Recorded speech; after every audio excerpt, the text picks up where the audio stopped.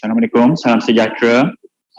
Diminta untuk tuan-tuan puan-puan mengambil tempat dan pastikan tuan-tuan dan puan-puan untuk mendaftar dan dengan mengimbas QR code yang telah disediakan di luar function room.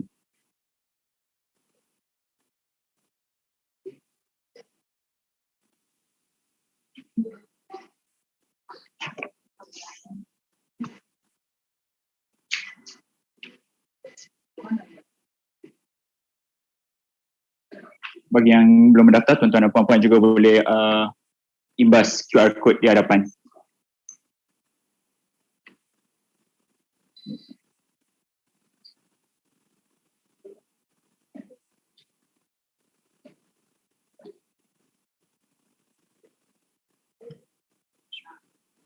Yang berusaha Encik Rohizam Mat Yusof, Champion Tourism Productivity Nexus.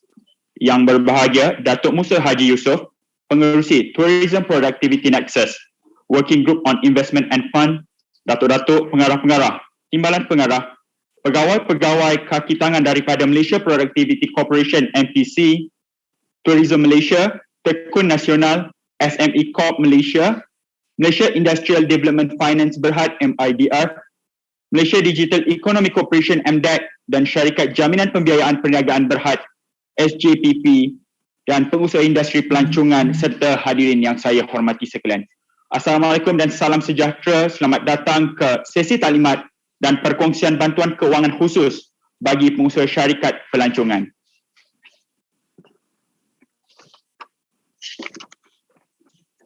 Untuk makluman hadirin dan hadirat sekalian, seramai 430 pengusaha industri pelancongan telah mendaftar bagi sesi taklimat ini yang diadakan secara hybrid iaitu fizikal dan juga di atas talian. Sesi ini adalah bertujuan untuk berkongsi berkenaan bantuan kewangan yang akan disalurkan kepada pengusaha industri pelancongan. Jadi tanpa melengahkan masa, saya menjemput yang berbahagia Datuk Musa Haji Yusof, Pengerusi Tourism Productivity Nexus, Working Group on Investment and Fund bagi menyampaikan kata-kata aluan. Dipersilakan. Terima kasih Tuan Pengerusi Majlis.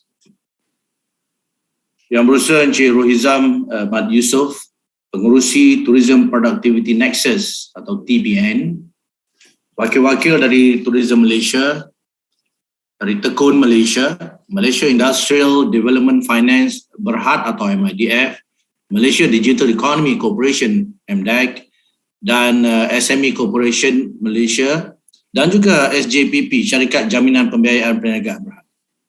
Rakan-rakan industri pelancongan yang lebih daripada 400 kehadiran yang dinyatakan, tuan-tuan dan puan-puan, saudara-saudari yang dihormati sekalian.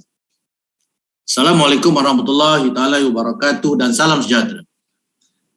Saya alu-alukan kehadiran rakan-rakan industri ke sesi taklimat dan perkongsian maklumat mengenai bantuan kewangan untuk pengusaha dan syarikat pelancongan kepada yang hadir secara fizikal di Dewan dan rakan-rakan yang hadir secara maya. Ribuan terima kasih saya dahulukan kepada pegawai-pegawai dan wakil-wakil dari Tourism Malaysia, Tekun Malaysia, Malaysia Industrial Development Finance Berhad MIDF, Malaysia Digital Economy Corporation atau MDEC dan SME Corp Malaysia serta SJPP iaitu Syarikat Jaminan Pembiayaan Perniagaan Berhad yang sudi hadir berkongsi maklumat terkini berkaitan bantuan kewangan dan geran yang tersedia untuk pemain industri pelancongan. Terima kasih Perbadanan Produktiviti Malaysia MPC, khusus kepada Ketua Pengarah Datuk Latif dan terutama kepada Sekretariat TPN yang mengatur sesi pada hari ini. Sempadan antarabangsa negara akan mula dibuka sepenuhnya pada 1 April 2022 ini. Industri pelancongan dijangka akan menerai impak yang paling besar dengan langkah ini. This is something that we truly looking forward to.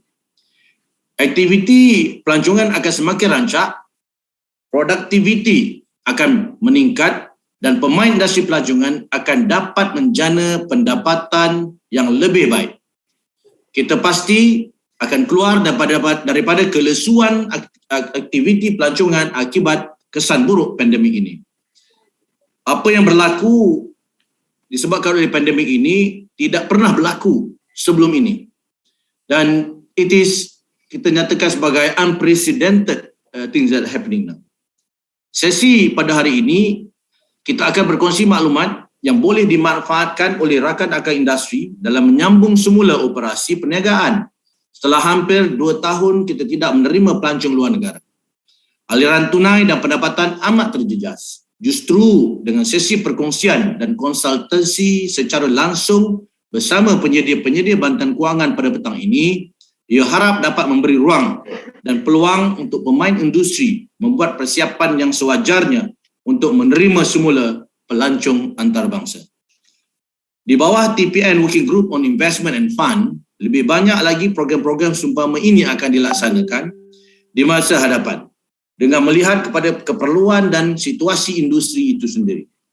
Sesi ini sendiri merupakan permintaan daripada industri dan TPN melakukan yang terbaik untuk menghubungkan pemain industri dengan pihak-pihak yang berkaitan.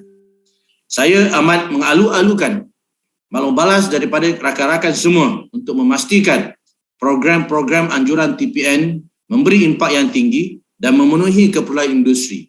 TPN mempunyai jalinan kerjasama yang baik dengan banyak pihak di sektor awam dan swasta dan kami adalah platform penghubung dan kolaborasi. Pada masa yang sama hari ini sebenarnya Tourism Malaysia dan Kementerian Pelancongan Seni dan Budaya akan melancarkan juga plan strategi dan juga plan pemasaran 2022-2026. Jadi untuk semua pengusaha dengan aktiviti-aktiviti dan juga geran-geran yang diadakan boleh melihat kepada plan-plan pemasaran yang akan dilaksanakan bermula pada tahun ini dan tahun-tahun berikutnya untuk bersama-sama dengan Tourism Malaysia untuk memposisikan negara di peringkat antarabangsa. Akhir kata, terima kasih sekali lagi kepada semua tetamu yang hadir secara fizikal dan virtual dan wakil-wakil organisasi penyedia bantuan kewangan yang dinyatakan tadi yang committed membantu industri.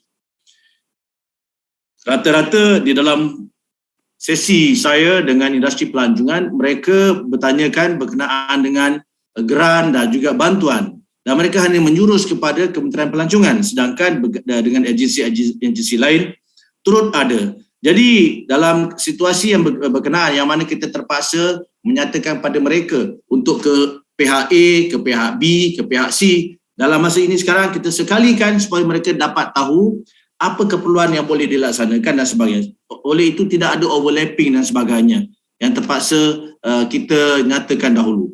Jadi secara sekarang ini dengan TPN ini dia dapat memberi satu mandat untuk kita bersama-sama menggerakkan industri ini secara kolektif. Setinggi penghargaan kepada Perbadanan Produktiviti Malaysia MPC yang sentiasa menyokong meningkatkan produktiviti industri pelancongan. Dengan kerjasama erat semua pihak, saya amat yakin industri pelancongan negara akan kembali meriah tidak lama lagi. Selamat bersidang dan terima kasih.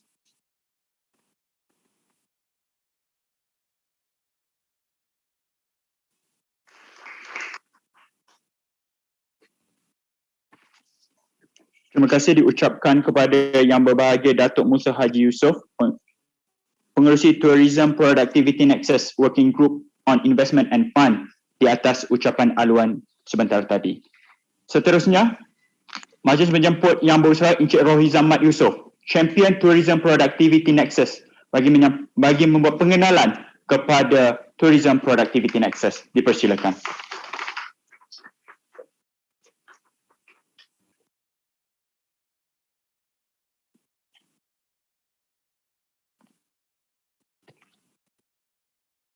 Saya take up mouse ya. Assalamualaikum warahmatullahi wabarakatuh. Salam sejahtera, salam keluarga Malaysia, sayangi Malaysia. Sayangi Malaysia will be our campaign for opening the borders. We'll explain to you a bit more after this. Pertama kali mengucapkan terima kasih kepada Datuk Musa kerana ucapan yang diberikan sebentar tadi online. He cannot join us physically, but he said kalau dia habis kat sana dia akan datang juga to meet everybody here. Ya, Datuk Musa ialah our chairman for working group investment and fund.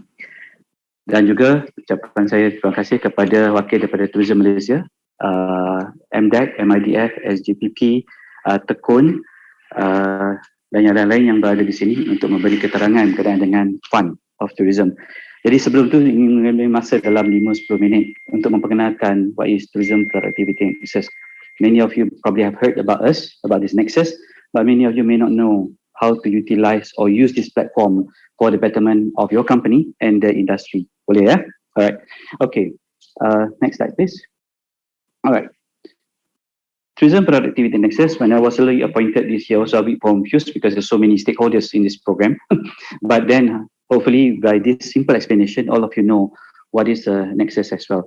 And before I forget, I would like to introduce Cik Shah. There, Cik Shah, are you there with us? Cik Shah is our working group for accommodation, attraction, and business events. And we also have Zarina there for our working group for tourism management, destination and management. Ada lagi tak yang perlu introduce lagi tak? Alright. Okay.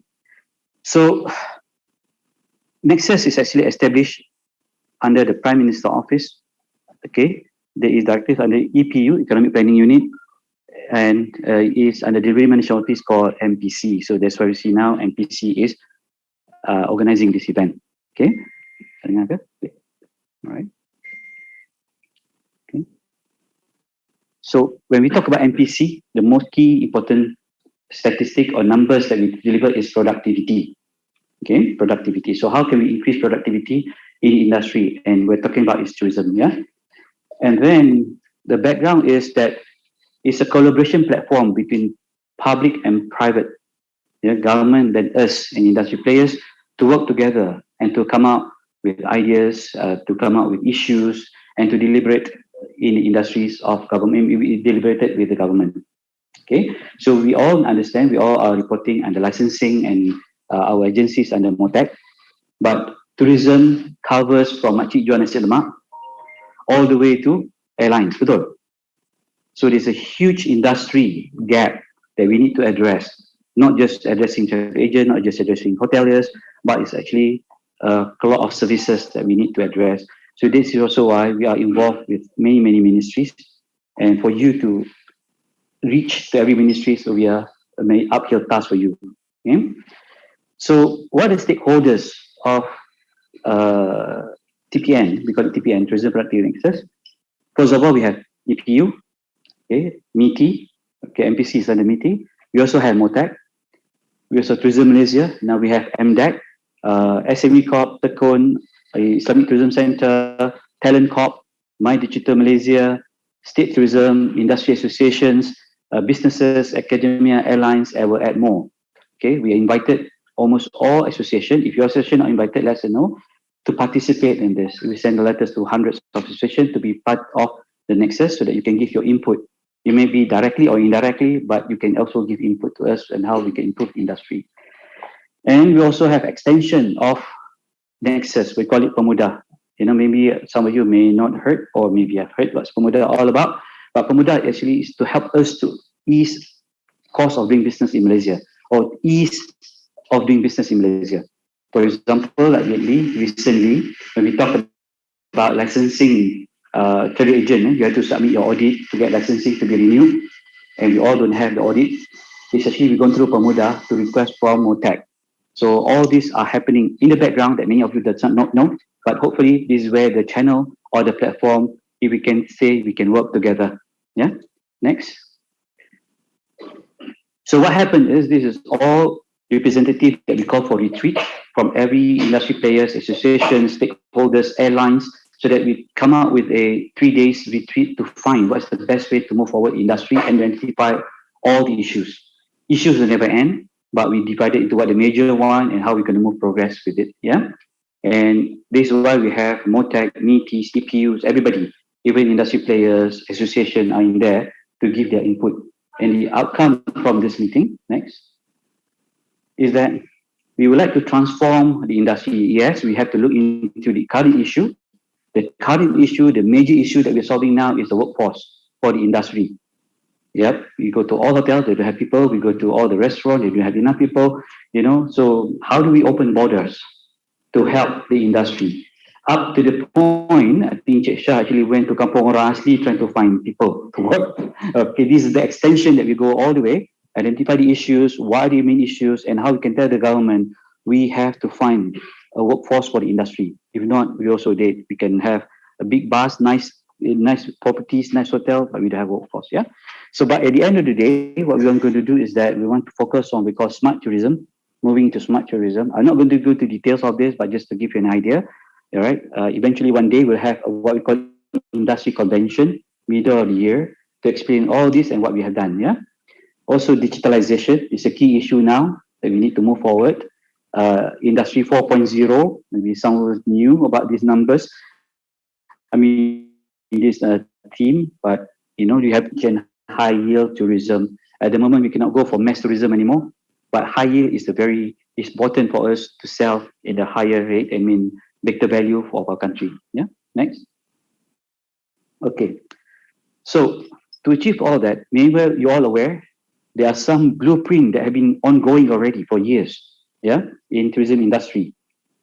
First of all, we have the Malaysian plan. The Malaysian plan also touch on tourism. We also have Malaysian productivity blueprint, also touch on tourism. We also have national tourism policy, which of course is tourism. Yeah, and we also sustainable development goal, which is United Nations. So there are so many policy on tourism, and how do we actually consolidate and put it together? Am I right? So you also got confused. Actually, many of us just doing your business but not knowing there's so many policies around it. Okay, next. Just to give a quick glance on the 12th Nation Plan. Okay, under the strategy A5, regionalizing the tourism industry. So we have this: restoring tourism confidence, enhancing quality of product and services, sustainability, Malaysian brand, governance, and for domestic tourism. All right, this is something already been charted in 12th Malaysian Plan. Next, and in national tourism policy, all right, okay, they also have governance capacity, investment policy, smart tourism, demand sophistication, sustainable and upscale human capital. So this is a policy under the national MOTEC. Okay, next. I'm not going to go through details, just quick glance to everybody. Yeah, and then we also have productivity cooperation. I mean, Malaysia productivity blueprint, which we talk about workforce, digitalization, innovation, industry for productivities, ecosystem, and on the implementation as well. All right. So it's all various stakeholders with a various initiative. Next. And we also have sustainable development goals, which is something is a key for us to move forward in the future for our tourism industry. Many of you are aware about this, but many of you do not. But I think in order for us to sustain our tourism industry, we need to really adhere to sustainable development goal and ESG. Yeah. Next. So by looking into that, what the PN have done next. So we have National Productivity Blueprint, I mentioned earlier. And then we also have National Tourism Policy. Then we also have the Nation Plan, right? And we also Sustainable Development Goal.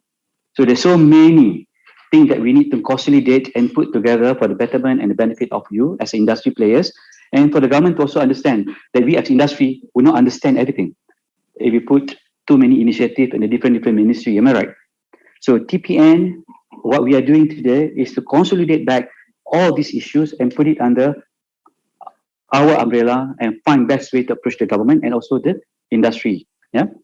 So what we have is we divided what we call a working group. We have a workforce, all right, and we have sustainable tourism, destination management, accommodation, digitalization, and also at the end of it is investment. We're actually headed by Dr. Musa.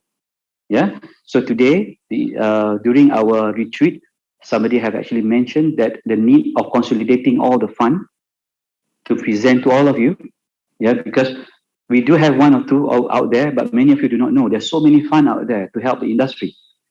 Okay. Again, if we all work like this in silo, you all will not know. All right. If I consolidated, if I'm not mistaken, it's more than 300 million or 400 million money out there for the industry. So how do we actually access to the fund? Yeah. So that's where we have all the presenters today to present where are the fund are. Next. Okay. So on the work group, quickly, we have a workforce to find what we call workforce for the future. Okay. We have so many reports about current workforce, not enough, not employed, not employable. Okay. So we need to address all this at the end of the day. Yes, it's a big task, but only can be done if we all work together. And sustainable, how can we move sustainable to profitable? Because I really thought sustainable is not profitable. We can do sustainable, we have to invest money, not making money. No, it's wrong. It's really, we can make more money by looking at sustainable, because sustainable will lead into high yield. That's why the destination management and marketing, we're talking about high yield tourism. And currently, this group are looking into the campaign called Sayangi Malaysia.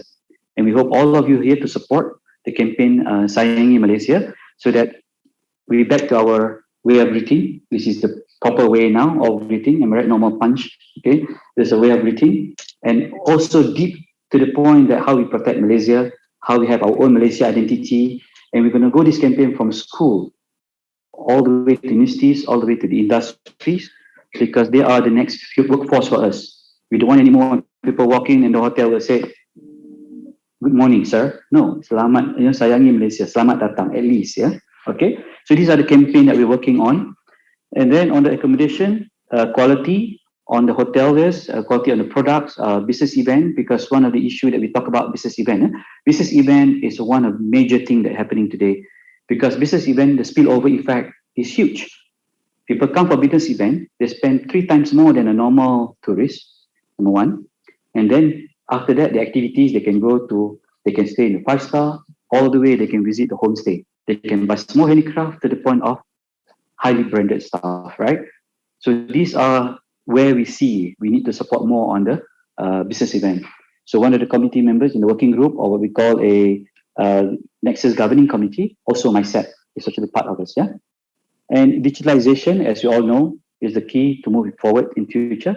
In digitalization group, we have PCOM, MDEC, Digital Malaysia, many other practitioners. For they will recommend how to move next in our digitalization. So we have expert in every area to move on. Yeah. So okay. So we have investment and fund. Next.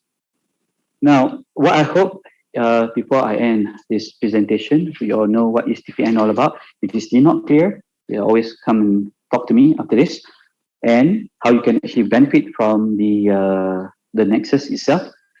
And campaign Sayangi Malaysia, what we look at is to nurture love and care for the country. Okay, involvement of all Malaysian, okay, instill Sayangi Malaysia spirit. Actually, it's not new. It has been ongoing. We just forgot. All right. So we hope by this campaign, we will kick off 1st April with this campaign. We just wait. Hopefully, the ministers able to do some kickoff campaign for us, and then all of us will move forward how to embrace back our new norm. So before I end my presentation, what I can say is every country reset their tourism. We all on the starting line of race. Okay. So whoever is innovative, move fast, be creative, will win the race. Every country have a product. Every country have island. Every country have sun. Every country have, we don't have ice. All right. So every country have their unique products. But it's only us to able to move forward the industry. And I hope that's how we're going to start today, by kicking off the industry. Okay. So, thank you again to all the presenters today coming up afterwards. And I hope this session will benefit all. Thank you very much. All right.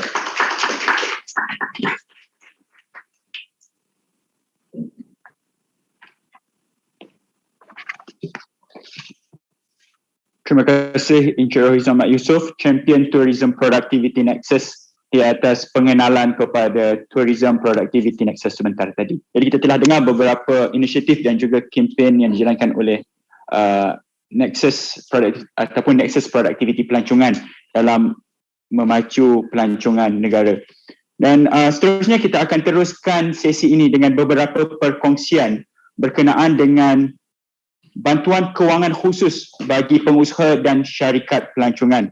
Jadi diharapkan bagaimana anda semua mendengar sesi taklimat dan perkongsian ini dan bagaimana bantuan kewangan ini mampu disalurkan kepada usaha dalam merancakkan lagi pelancongan negara Malaysia selepas Malaysia beralih ke fasa endemik pada 1 April 2022. Jadi kita teruskan sesi taklimat ini dengan menjemput Puan Nur Aida Ismail, Timbalan Pengarah Tourism Malaysia bagi menyampaikan pembentangan beliau. Dipersilakan.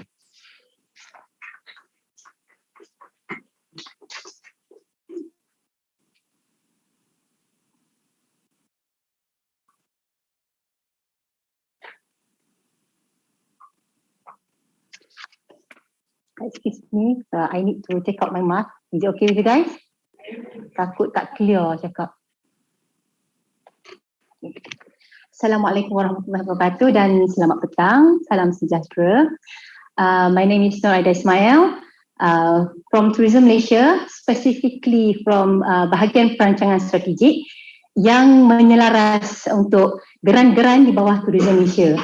To be specific, which is Geran Galakan Melancong Malaysia, well known as Gamilan, dan juga Geran Sepadan sektor pelancongan yang dahulunya dikenali sebagai Geran Sokongan Pelancongan Seni dan Budaya. Okay, hari ini kita akan fokuskan kepada sektor pelancongan sahaja. Okay, nanti I will go through all the details you guys, kenapa tahun ini ada sektor pelancongan dan we have another one which is sektor kebudayaan. Okay, are you with us? Okay, senyap je semua, takut saya. Let's chill, dah petang-petang ni kan. Okay, for your information, untuk tahun 2022, kita telah pun mendapatkan mandat dan kelulusan daripada MOF pada 28 Februari, baru lagi, yang mana telah memberi kelulusan untuk Tourism Malaysia di bawah Midf meneruskan gamilan dan juga geran sektor pelancongan untuk diadakan pada tahun 2022. Jadi tahniahlah kepada penggiat industri pelancongan yang mana telah pun diteruskan untuk setahun lagi. Jadi seperti mana tahun-tahun yang sebelumnya, untuk peruntukan pada tahun ini juga merupakan peruntukan pada tahun semasa, meaning that it will end on 31st of December 2032 and it cannot be carry forward and cannot be prolonged anymore. It depends on the MOF punya budget punya pembentangan pada hujung tahun lah. Kalau ada, insya-Allah. Kalau tak ada, na'udzubillah min zalik, tahun ni je lah. Jadi apa-apa kan kita berdoa untuk yang terbaik. Jadi apa pun tahun ni kita teruskan kerana border akan dibuka pada hari Jumaat ini, insya-Allah. Okay, apakah tujuan kedua-dua geran ini? Okay, next slide please. Okay, walaupun dua-dua geran ini di bawah Tourism Malaysia, tapi function dia adalah berbeza ya tuan-tuan dan puan. Yang mana gamilan ini adalah khas untuk industry players. Khas untuk kita sahaja. Yang mana gamilan ini adalah untuk industry player merancakkan dan mempergiatkan aktiviti promosi dan pemasaran tuan-tuan dan puan-puan. Jadi contoh aktiviti promosi dan pemasaran kita akan go detail afterwards. Tapi ini orang lain selain daripada industri pelancongan tak boleh mohon. Hanya kita sahaja yang layak mohon. Okay, nanti saya akan bagi tahu bajet dia. Manakala geran sepadan sektor pelancongan adalah sedikit ada kelonggaran yang mana bukan sahaja untuk industri pelancongan tetapi juga dibuka untuk sektor swasta dan juga NGOs. Dan ini adalah tertumpu kepada penganjuran acara. Okay, penganjuran acara. Meaning you have to do an event in order to mohon this geran lah.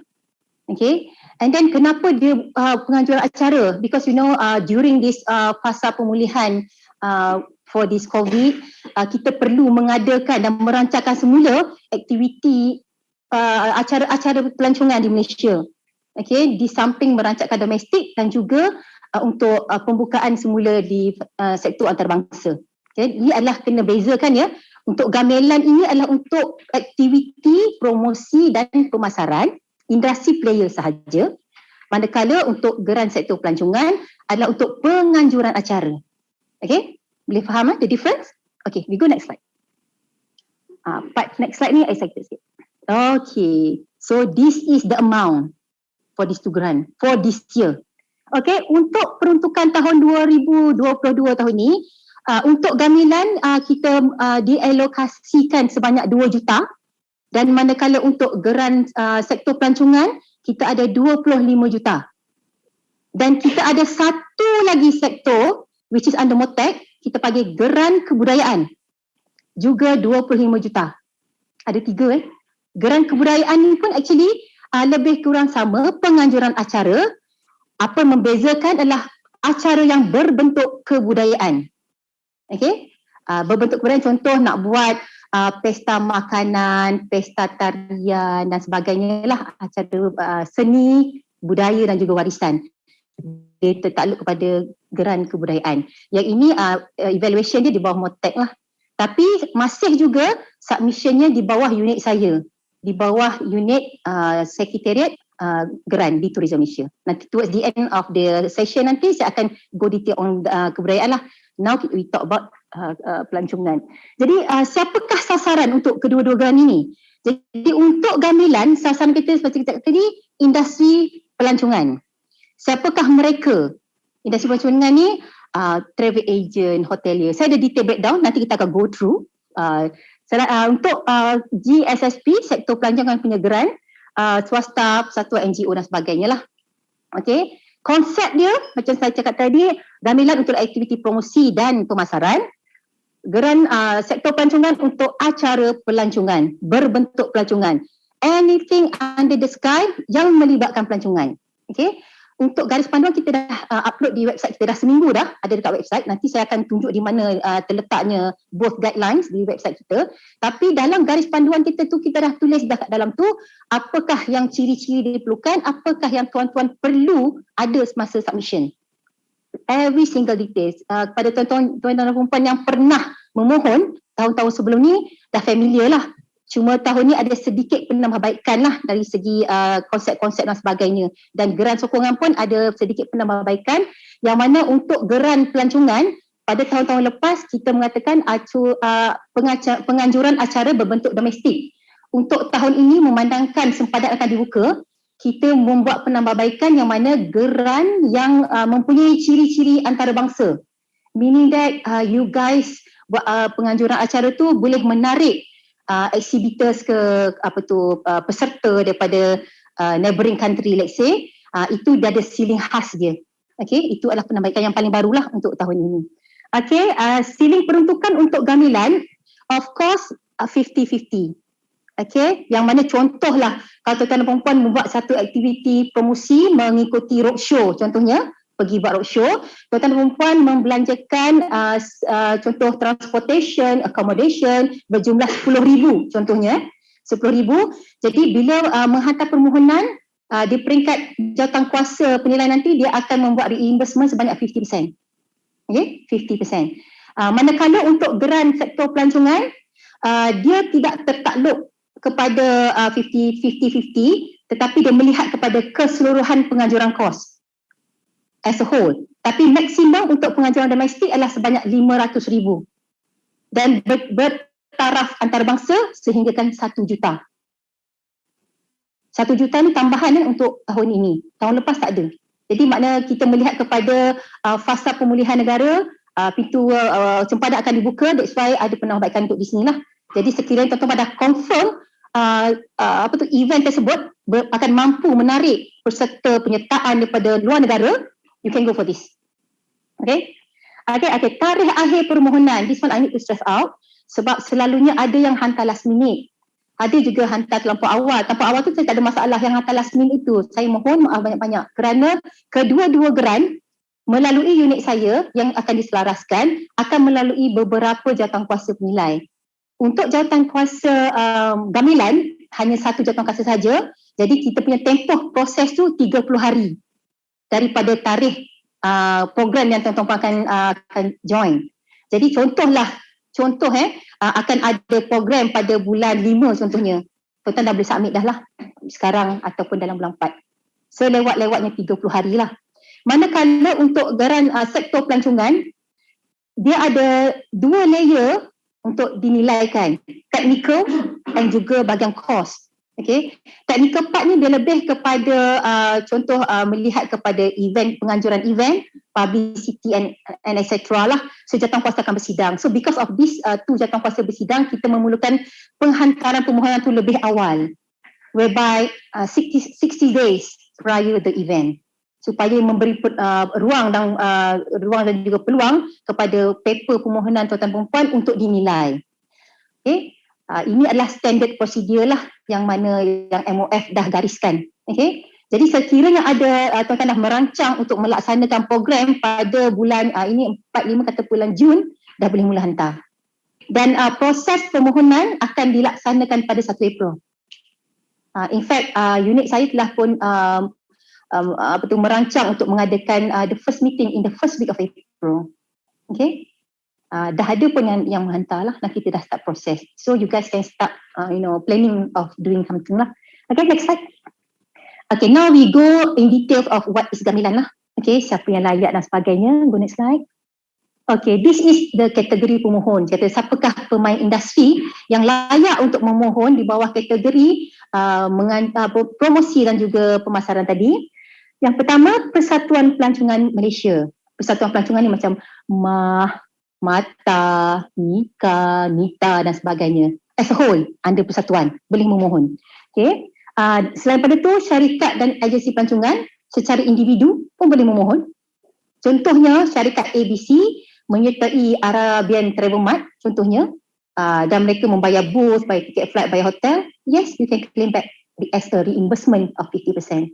You all pergi dulu, bayar dulu, dapat receipt dan everything, can claim to us. But submission of the penyertaan tu submit awal.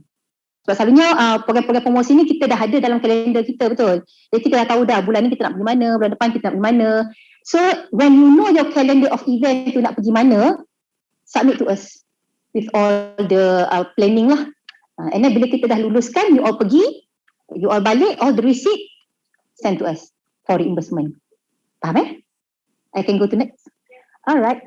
Pengusaha penginapan. Penginapan tu macam hotel, homestay dan sebagainya lah. Okay. Slide yang tadi. Ya, okay. Persatuan membeli belah pun layak. Persatuan membeli belah contohnya dia pergi ke program roadshow, under anjuran mana-mana lah, mana-mana persatuan pun semua. Yes, they also can claim lah to us. Mohon lah. Okay, selain itu, kelab dan persatuan seperti produk niche lah, golfing club, birding club, when they go for promotion, yes, they can claim as well. Okay, pengusaha community base ni macam homestay lah, satu homestay, taman tema dan pemilik produk pelancongan pun juga layak. Government link companies, tapi government link companies ni whereby is not fully funded lah, sebab kalau fully funded tu dia tak layak mohon. Not fully funded ni contoh promosi cost dia, they have to bear on their own. Then that part of promosi cost tu they can claim to us. Okay. Ini kategori pemohon. Are we clear on this? Okay, Jun. Next slide. Okay, ini adalah syarat-syarat permohonan. Nombor 1, kategori yang saya nyatakan tadi mestilah berdaftar dan berlesen. Mesti mestilah aktif lebih daripada 1 tahun. Maknanya beroperasi berdaftar tu lebih daripada 1 tahun lah. Boleh mohon. Yang bukan GLC ni yang saya cakap tadi lah, kos promosi dia tu ditanggung sendiri oleh dia dan boleh. Kalau fully funded tak boleh. Tidak menerima subsidi pihak ketiga. Yang ini saya explain macam mana contoh Mata Chapter Kelantan contohnya membuat satu roadshow di Johor Bahru. Dia panggil ahli-ahli di Kelantan untuk join them on their platform to go to Johor Bahru for the roadshow. They already subsidize everything for the members. Okay.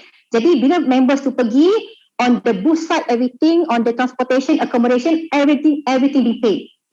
So company yang join Mata Fair tu tak boleh claim anymore. But that persatuan boleh. Chapter tu boleh mohon as a persatuan, tapi member tak boleh lagi sebab you all dah pergi sana FOC. Okay, clear? Right. Permohonan dibuat sebelum acara berlangsung, macam saya cakap tadi, sebaik-baiknya 30 hari sebelum acara berlangsung. Mengemukakan pengesahan pernyataan. Macam you all dah ada pembelian bayaran buh dan sebagainya lah, boleh maklumkan kepada kita. Dan selepas you all pergi tu, all the receipt lah, slip tempahan, slip bayaran, dan juga itinerary tu kepilkan bersekali untuk reimbursement tu. Dan dulu first year kita buat gamilan ni, we need an original receipt, but we understand kesusahan di mana syarikat swasta dia perlu ada auditing kan, jadi audit nak tengok the original receipt. Jadi kita terima salinan, tak ada masalah, boleh scan copy and email to my unit to process, dengan syarat that salinan mestilah diperakui kesahihan dia, diakui benar. Cop je diakui benar, dan kita akan proses, tak ada masalah. Kita dah buat since last year, shouldn't be a problem. Okay, next. Okay, ini adalah kategori-kategori program promosi dan juga pemasaran yang boleh dimohon di bawah gamilan, yang mana pertama ialah pameran pelancongan, which is travel fair. Ada ceiling di situ, tuan nampak, kalau di dalam Malaysia, ceiling dia sehingga RM20,000. Okay, per event. Di luar negara RM30,000, contoh pergi World Travel Mart ke, so ceiling dia RM30,000, dan juga online RM10,000. Tuan-tuan dan perempuan dah boleh tengok lah kat situ. Actually ceiling ni pun ada dalam SOP kita online. Hari ni saya nak highlight je kan lah untuk tuan-tuan nampak, actually ceiling tu very high. Sebab sepanjang kita proses gamilan tu, selalunya jarang lah ada touch the ceiling. Especially on the roadshow dan sebagainya lah. Ada selalunya dalam 50% tu tak sampai pun RM20,000 selalunya. Okay. Dan untuk hebahan video ni I need to explain a little bit more, yang mana hebahan video ni tak termasuk video production ya tuan-tuan dan puan. Contoh you all dah ada video of the product. Okay, contoh hotel ke dah ada video produk hotel, you nak buat marketing and boosting on the online platform. Contoh buat kat Siakat Keli ke, buat dekat Beautiful Nara ke. So normally this online platform, they will charge you right, certain fees for you to advertise with them. So this charging fees of advertisement ni, you can reimburse with us. Kita panggil the rate card dia lah. So you just let us know how much they charge you and mohon dengan kita. This part actually ramai yang tak mohon, because this untuk hebahan video ni we started last year. Sayang sebab you guys can explore more on this hebahan video. So far in my record there is only 6 company who apply for it. Jadi kalau tuan-tuan dan perempuan dah hadir video tu, contoh travel agent di Kedah, dah ada produk-produk yang nak dipromotkan, dipackagekan. So you want to boost up in the online platform. So please let us know, apply for it. Tapi make sure you all ada planning lah in what platform you want to advertise, and the platform already give you the quotation and apply with us. So far hanya 6 company saja yang mohon, dan alhamdulillah lulus 50% of the cost. Okay, clear? This part okay? Dan untuk gamilan itu saja. Yeah? The fan trade, nak elaborate the fan trade. Okay, the fan trade ni, contoh travel agent A nak panggil KOL and also Insta famous. Nak paling senang kita go into the contoh travel agent ABC di Terengganu, dia nak memperkenalkan produk batu putih, kalau ada lah, saya cakap je off the cuff lah, batu putih di Terengganu, satu produk baru yang belum dikenali ramai. Jadi dia dah buat satu itinerary yang dipanggil KOL dan Insta famous untuk datang ke tempat tu, untuk promote tempat tu. Jadi dia panggil 10 orang Insta famous dan juga KOL together with them. Apa yang dia boleh claim adalah third party bill. Contoh makan minum, penggunaan bas, penggunaan travel guide, dan juga sekiranya ada yuran-yuran masuk lah yang dikenakan. Contoh selain daripada tempat batu putih tu, dia pergi muzium negeri pun kena bayar yuran masuk. So that bill can claim to us as at 50% reimbursement. Okay, clear on fan trade? So anything on gamilan before I move to grant? kalau malu bertanya di platform ni, kita ada di belakang sana after the end of the session lah. Okay? Tak ada Okay, we move next. Okay, now we are going to talk about geran sepadan sektor pelancongan 2022. The ceiling for this year is 25 million. Domestic is 500,000, bertaraf antarabangsa 1 million. Dan hanya ditepakai untuk tahun semasa 2022. Okey, kriteria pemohon. Penganjuran event mestilah diadakan di Malaysia. That is syarat wajib Malaysia. You all nak buat kat Singapura, minta maaf. Kita tak benarkan untuk memohon lah. Whatever domestic event ke, bertaraf antarabangsa ke, must be in Malaysia. Kat pinggir-pinggir Bukit Kayu Hitam pun tak apa. Kat pinggir-pinggir sempadan JB pun tak apa, asalkan di Malaysia. Okay? Alright? Mempunyai elemen tarikan pelancongan.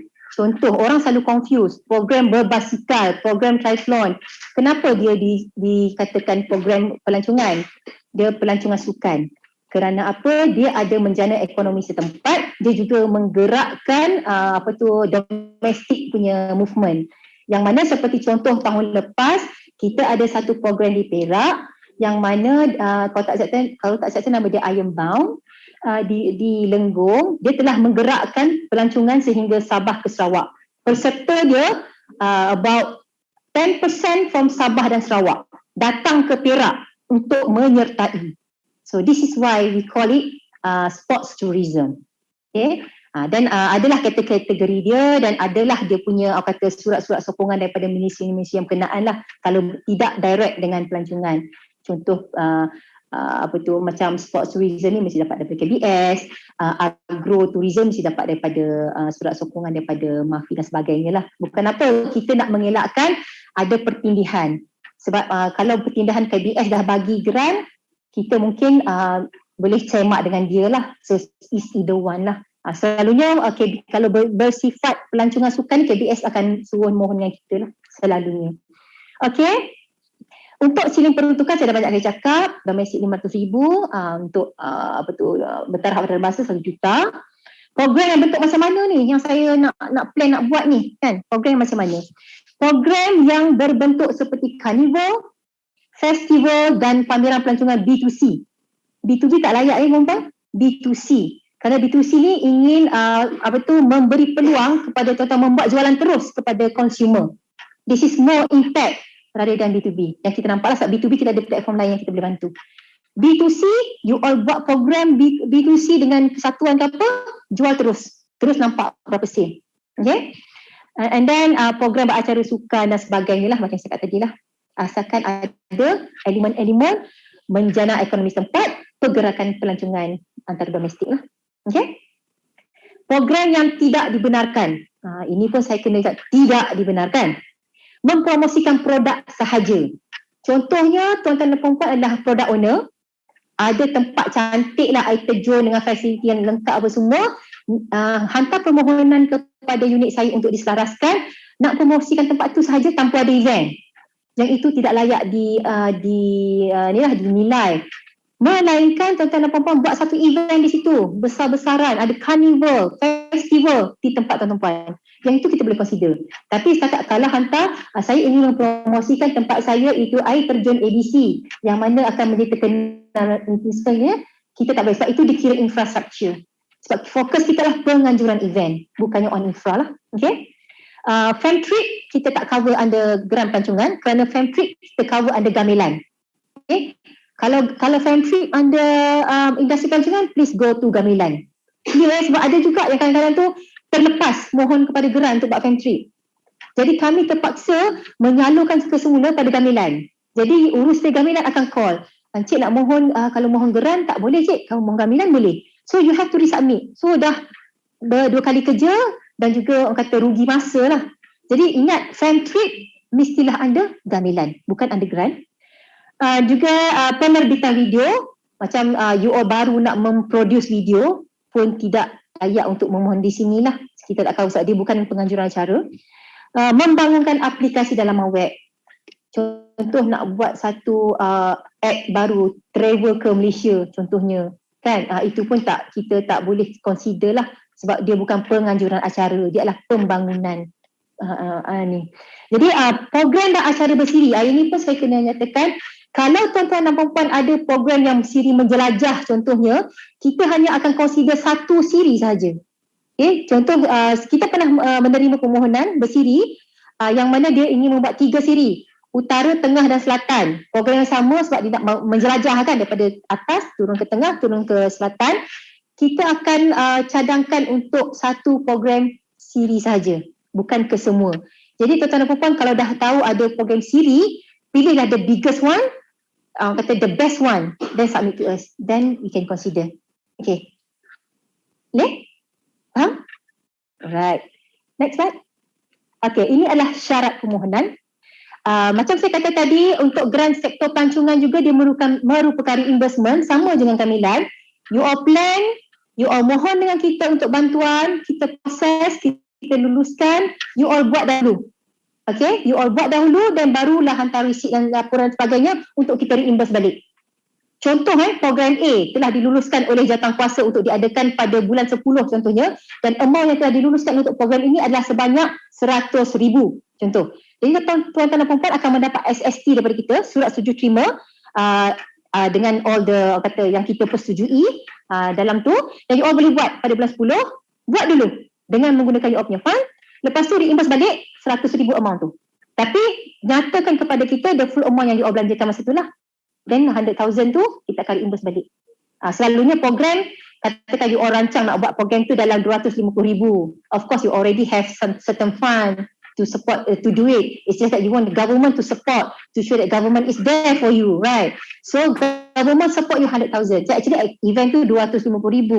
So you submit to us, you telah belanjakan 250,000 for this event, and then government support 100,000. So kita akan buat reimbursement lah, with all the bills lah, semua. Apa-apa yang ternyata dalam SST tu, you all ikut je, then you all submit to us with the report. That's all. Okay? Itu reimbursement. Kelayakan, okay, syarat company yang dilayakkan, yang layak tak macam gamilan mesti more than 1 year and above. Untuk geran sokongan ni more than 6 months pun dah boleh mohon. Okay, clear. Okay, dan mempunyai pendaftaran yang sah lah. Pendaftaran yang sah ni contoh kalau persatuan yang nak buat event tu mesti ROS lah. Kalau syarikat swasta, syarikat event, SSM lah. Macam itulah. Dan lagi satu, program dan pelaksanaan ni mestilah tertakluk kepada peraturan dan SOP yang telah dinyatakan oleh MKN dari semasa ke semasa. Kita jadikan ini syarat wajib kerana apa tuan-tuan? Ini saya nak share pengalaman saya sendiri yang mana saya telah berada di negeri B pada tahun lepas. Tak bisa bagi alfabet lain. Nanti bagi alfabet yang boleh teka. Kan bagi T kan orang kata Terengganu, Taiping semua kan. Jadi kata B. B susah sikit nak teka negeri mana kan. Jadi saya telah berada di negeri B, memenuhi jemputan yang mana telah menyokonglah program tersebut untuk diadakan. Saya pun hadir. Abang polis berpakaian biasa naik motosikal besar 3 buah dah kepung kita orang kat event tu. Saya takut dah, saya berpucat dalam muka saya. Pakai baju macam ni, kata okey jangan bergerak. Tak risau dah saya ni kan. Nak lari dah tak boleh, nak kepung. Semua yang VIP yang datang pada hari tu memang tak gimana, tak boleh gerak dah. Number 1 dia tanya where is the approval for MKN for this particular event. Has MKN approved it? Okay. Jadi memandangkan program kita tu, kita memang kata MKN is a must for you to apply before you do the event. Organizer tu memang ada surat MKN. So organizer tu tunjuklah surat MKN pada polis tu. Cumanya you know lah, certain tempat lain kan dia punya ni. Jadi polis tu tak cakap dia tak ada masalah, dah ada kelulusan MKN. Cuma dia tanya kenapa sesalinan approval daripada MKN tu tak dihantar ke balai polis. Dia kata dia pun sebenarnya bertindak atas komplain. Meaning that orang setempat tu telah membuat police report, katakan ada kenduri di situ. Sedangkan it is an event been approved by MKN. Jadi orang setempat tak tahu. Orang setempat kata ada kenduri kendara dengan meriahnya di situ. Jadi polis pun dapat laporan sebab dia tak dapat salinan MKN tu kan. Dia tak tahu dan lulus MKN. Dia pun datang. Dia datang, dia semak ada MKN. Tak kena apa-apa pun tentang perempuan. Cuma the boy lah macam tu kan. Tapi polisi cakap lah, kau dah dapat kelulusan MKN, kalau boleh hantarlah salinan ke balai polis supaya kalau ada orang buat report, dia tak datanglah mengejut macam tu sebab dia dah tahu dah ada event di situ. This is applicable to the event which is you are going to do it outdoor. Kawasan raw space dan sebagainya lah. Kalau dalam bangunan saya tak ada masalah sangat sebab selalunya management of the building we apply it for you, especially hotel lah selalunya macam tu. Tapi kalau outdoor ni memang you kena a little bit particular lah on this MKN things. Tapi dari semasa ke semasa, sebab kadang-kadang MKN dia akan perlonggarkan dan perketatkan based on the pandemic di situ. Okay? Sebab sebelum ni saya pernah dapat surat yang kata 500 ke bawah sahaja, ada kat tempat-tempat 500 ke atas pun boleh dan sebagainya. So kalau you all nak buat kat tempat B tu tadi, semaklah dengan MKN berapa crowd yang dibenarkan untuk berada di sesuatu masa dan tempat. Okay? Clear? Just an experience lah to share. Kan? Sebab kita kalau boleh tahun ni kita nak clear semua, jalan pun cantik, kita pun senang hati buat kerja kan, sebab kita ni dalam fasa pemulihan negara ni, kita dah everything hopefully is on gear 6 already, walaupun gear 6 ada kat kereta, tapi in working gear 6 kita ada kan. Alright, so semua clear? Faham? Okay, next. This is our website. Okay, untuk SOP dan guidelines for both of the grant telah di-upload pada minggu lepas 21 hari bulan kalau tak silap saya di website kita. You guys go www.tourism.gov.my. Ada button industri di situ yang saya sekarkan tu, ke atas tu dia ada button-button ada news media, activities dan industri. So you click on industry, the drop down menu will come out. So you guys choose desired SOP nak tengok lah. So ada geran sokongan pelancongan, geran sepadan sektor pelancongan, geran sepadan sektor kebudayaan dan juga geran sepadan galakan melancong Malaysia. Everything is inside the website. Boleh download, boleh print, boleh save pun. Okay, boleh download kat telefon pun. Kat situ ada juga borang, FAQ semua ada. Okay. Dapat gambaran tak mana yang tak dapat? Sebab kadang-kadang ada yang call kita punya desk, tanya mana yang tak dapat. So sekarang saya cakap memang ada. Kalau misalkan tak jumpa drop down menu tu, ada search button ke atas tu, type lah geran. Semua geran akan keluar. Kita dah buat hot kata by search tu memang geran. Okay. Ada soalan? Ya, dia risau saya. Sampai ke tak sampai ni. Jadi untuk makluman lah, just off the cuff lah, dan juga untuk just for your information, saya punya unit ni tak ramai. Adalah 6 orang sebelah sini, 5 orang sebelah sini, 4 orang sebelah sini. Jadi sejak YBM announce this both grants will be commenced in 1st of April, telefon berdering-dering kan. Tak sempat pergi toilet masa saya. Kalau pergi toilet, dah balik toilet angkat phone dah kena marah dah. Kenapa tak angkat phone? Kan? Makan kat tempat. Jadi cadangan saya untuk mengelakkan frustration both side, saya cadangkan boleh call, tak ada masalah, tapi takut you frust sama ada engage ataupun tak berangkat kan, sebab diorang kadang-kadang tak berangkat tu, dia pergi toilet, pergi makan sekejap lah, selalunya pukul 8.30 pagi memang tercongok dah kat tempat. Kita ada satu lagi alternatif yang mana kita ada email di situ. Untuk gamilan kita ada gamilan at tourism.gov.my, dan untuk grant gspsb@tourism.gov.my. Kenapa saya galakkan tuan-tuan dan perempuan hantar email? Both email, katakan on grant site yang saya kata ada 5 orang termasuk saya ni, email tu akan go to 5%. One particular click akan go to 5% including me. Dan saya akan make sure benda tu akan berjawab setidak-tidaknya 3 hari. And then tuan-tuan dan perempuan pun boleh berekod benda tu. You all dah boleh complain lah, saya dah hantar dah 5 hari dah tak ada orang jawab. That particular responsibility fall under me, under my unit, tak reply. Tapi kalau you all call, kata tak berjawab, kita tak boleh cakap, siapa ni bila masa call? There is no record of it. Kalau email much better. So I pun boleh monitor, my staff pun boleh monitor. Everyone can monitor in the unit lah. So please do email. Kita suka kalau orang email.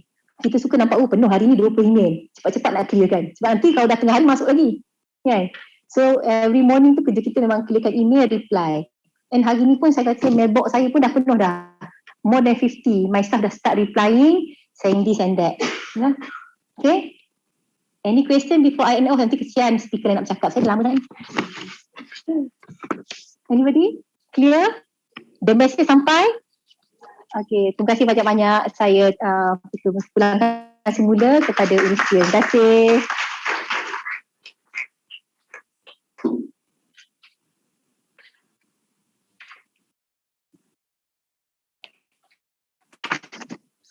Terima kasih diucapkan kepada Puan Nur Aida Ismail, Timbalan Pengarah Tourism Malaysia di atas sesi perkongsian sebentar tadi. Jadi tanpa melengahkan masa, kami menjemput Encik Muhammad Nasiruddin bin Samad, Eksekutif Pejabat Negeri Selangor, Tekun Nasional. Dipersilakan.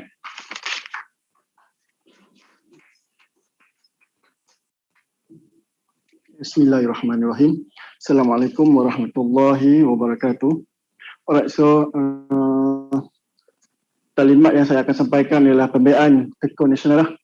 So saya perkenalkan diri dulu, nama diberi seperti dalam IC saya adalah M. Nasiruddin bin Samad. So tak ada kaitan dengan penyanyi M. Nasir tu. Alright, so sekarang memegang jawatan Pegawai Eksekutif Pembangunan Usahawan Tekun Nasional Negeri Selangor. So sekarang ni saya in charge untuk Negeri Selangor. Alright, dah berkhidmat dengan Tekun selama hampir 20 tahun bersama Tekun Nasional. Sekarang ni saya memegang unit Jabatan Pembangunan Usahawan lah. Alright, okay, next.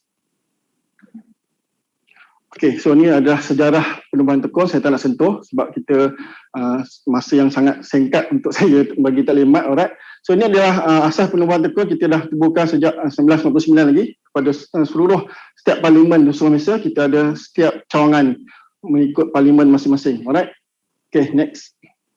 Okay, ni taburan peta kita. So you all yang mana beroperasi di setiap negeri masing-masing, kita ada setiap parlimen. Setiap parlimen di seluruh Malaysia mengikut cawangan parlimen anda. Alright, okay. So kalau di Selangor kita ada 22 parlimen termasuk Putrajaya. So kita ada 17 cawangan jabat Tekun. Alright, okay, next. Okay, ini adalah sasaran peruntukan yang diperuntukkan kepada Tekun Nasional, tuan-tuan. Untuk tahun 2022, peruntukan yang diperuntukkan oleh Tekun Nasional sebanyak 500 juta untuk dihabiskan pada tahun ini. Tapi sebenarnya 500 juta ni sebenarnya tak cukup. Setiap tahun sebenarnya Tekun akan invest, akan disburse lebih daripada 500 juta. Macam 2 tahun lepas kita 800 juta. So tak apa, dana dalaman sentiasa ada. So kita untuk tahun ni kita melahirkan 37,600 orang usahawan baru untuk dilahirkan bersama Tekun Nasional. Alright, okay, next. Okay, ini adalah bentuk-bentuk produk ataupun skim-skim yang Tekun tawarkan. So kita tak ada skim khas untuk industri pelancongan. Tapi you all boleh tengok mana industri skim yang bersesuaian untuk anda memohon lah. Kita tengok yang pertama, kita ada teman Tekun. Teman Tekun ada skim grouping yang saya akan terangkan lebih detail. Kita ada Tekun Niaga secara individu. Kita ada kontrak skim kontrak atau tender. Kemudian kita ada skim SPUMI, itu skim untuk masyarakat India. Kita ada dana khas untuk masyarakat India. Kemudian kita ada program khas serta kumpulan fokus. Yang ini saya akan terangkan lebih detail apa player ataupun usahawan di kalangan industri fokus ni. Alright, next. Okey, ini adalah bidang-bidang perniagaan dia. Bidang perniagaan kita meluas, teman-teman. Maksudnya kalau industri pelancongan juga termasuk kita punya bidang lah. Boleh memohon dengan Tekun, tak ada masalah. Alright. So kita ada industri kontraktor kecil, pembuatan, peruncitan, pemborong, pemasar perkhidmatan. Dalam bidang pertanian juga kita cover dan perikanan serta industri asas tani. Alright. Okay, next. Okey, ini saiz pembiayaan kita. Saiz pembiayaan kita sebenarnya Tekun ni mensasarkan hanya kepada mereka-mereka usahawan-usahawan kecil. Di bawah pembiayaan bawah 100,000. Kita bermula serendah 1,000 hingga maksimum 100,000. Kepada industri yang pembiayaan kita hanya maksimum 100,000. Alright. Okey, tempoh pembiayaan kita bermula 6 bulan hingga maksimum 10 tahun. Tempoh pembiayaan kita. Alright. Kemudian kadar keuntungan ataupun cas yang Tekun kenakan hanya 4% setahun. 4% setahun, teman-teman, bukan sebulan.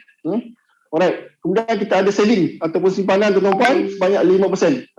Sekiranya tuan-tuan dah habis meminjam dengan tekun, kita akan pulangkan balik simpanan anda 5% ni. Ini sebagai tabungan kepada anda. Alright. Kemudian saluran pembayaran kita melalui cara banyak. Sama ada di pejabat tekun, mobile apps, internet banking, cek, kita akan salurkan berbagai cara. Alright. Okey, ini adalah ciri-ciri produk dia lah. Okay, next.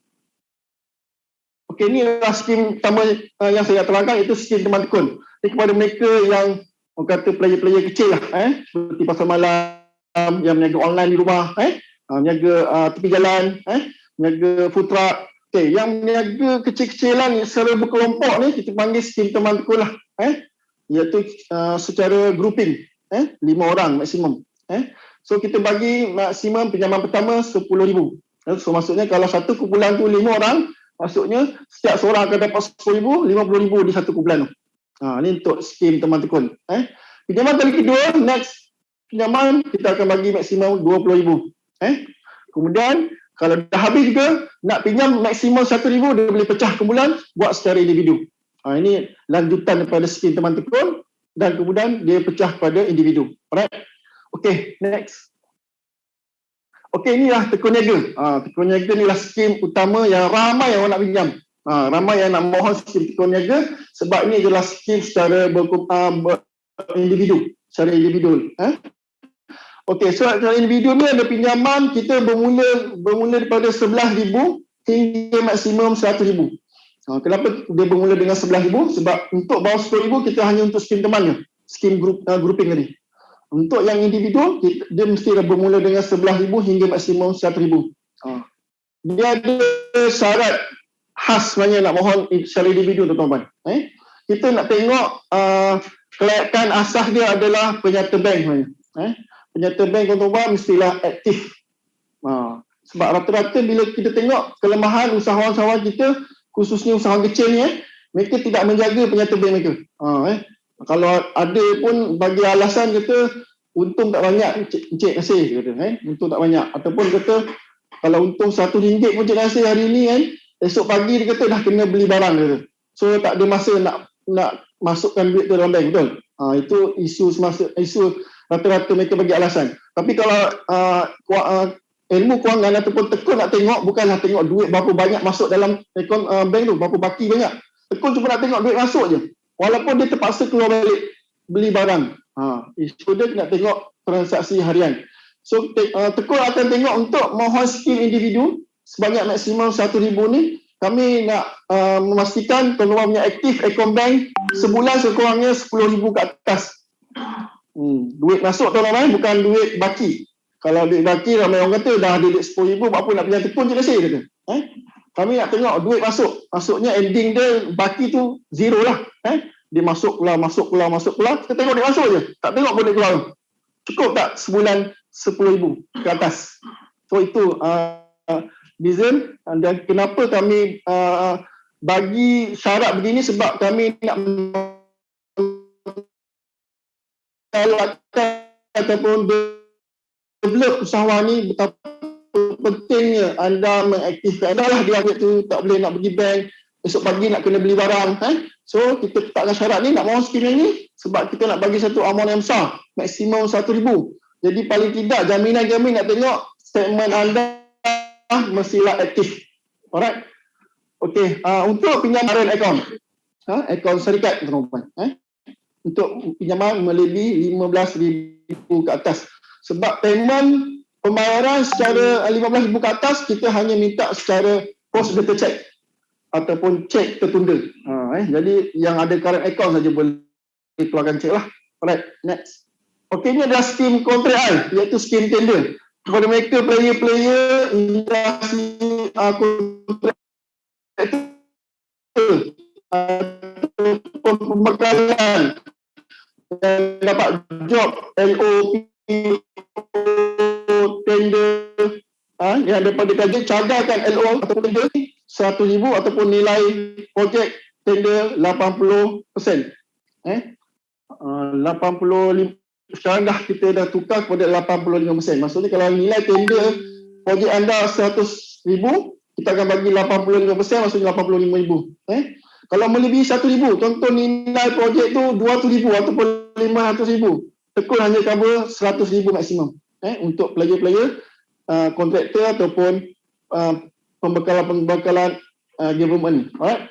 So job mestilah daripada government ataupun agensi kerajaan lah, ataupun badan berkandung. Swasta tak boleh.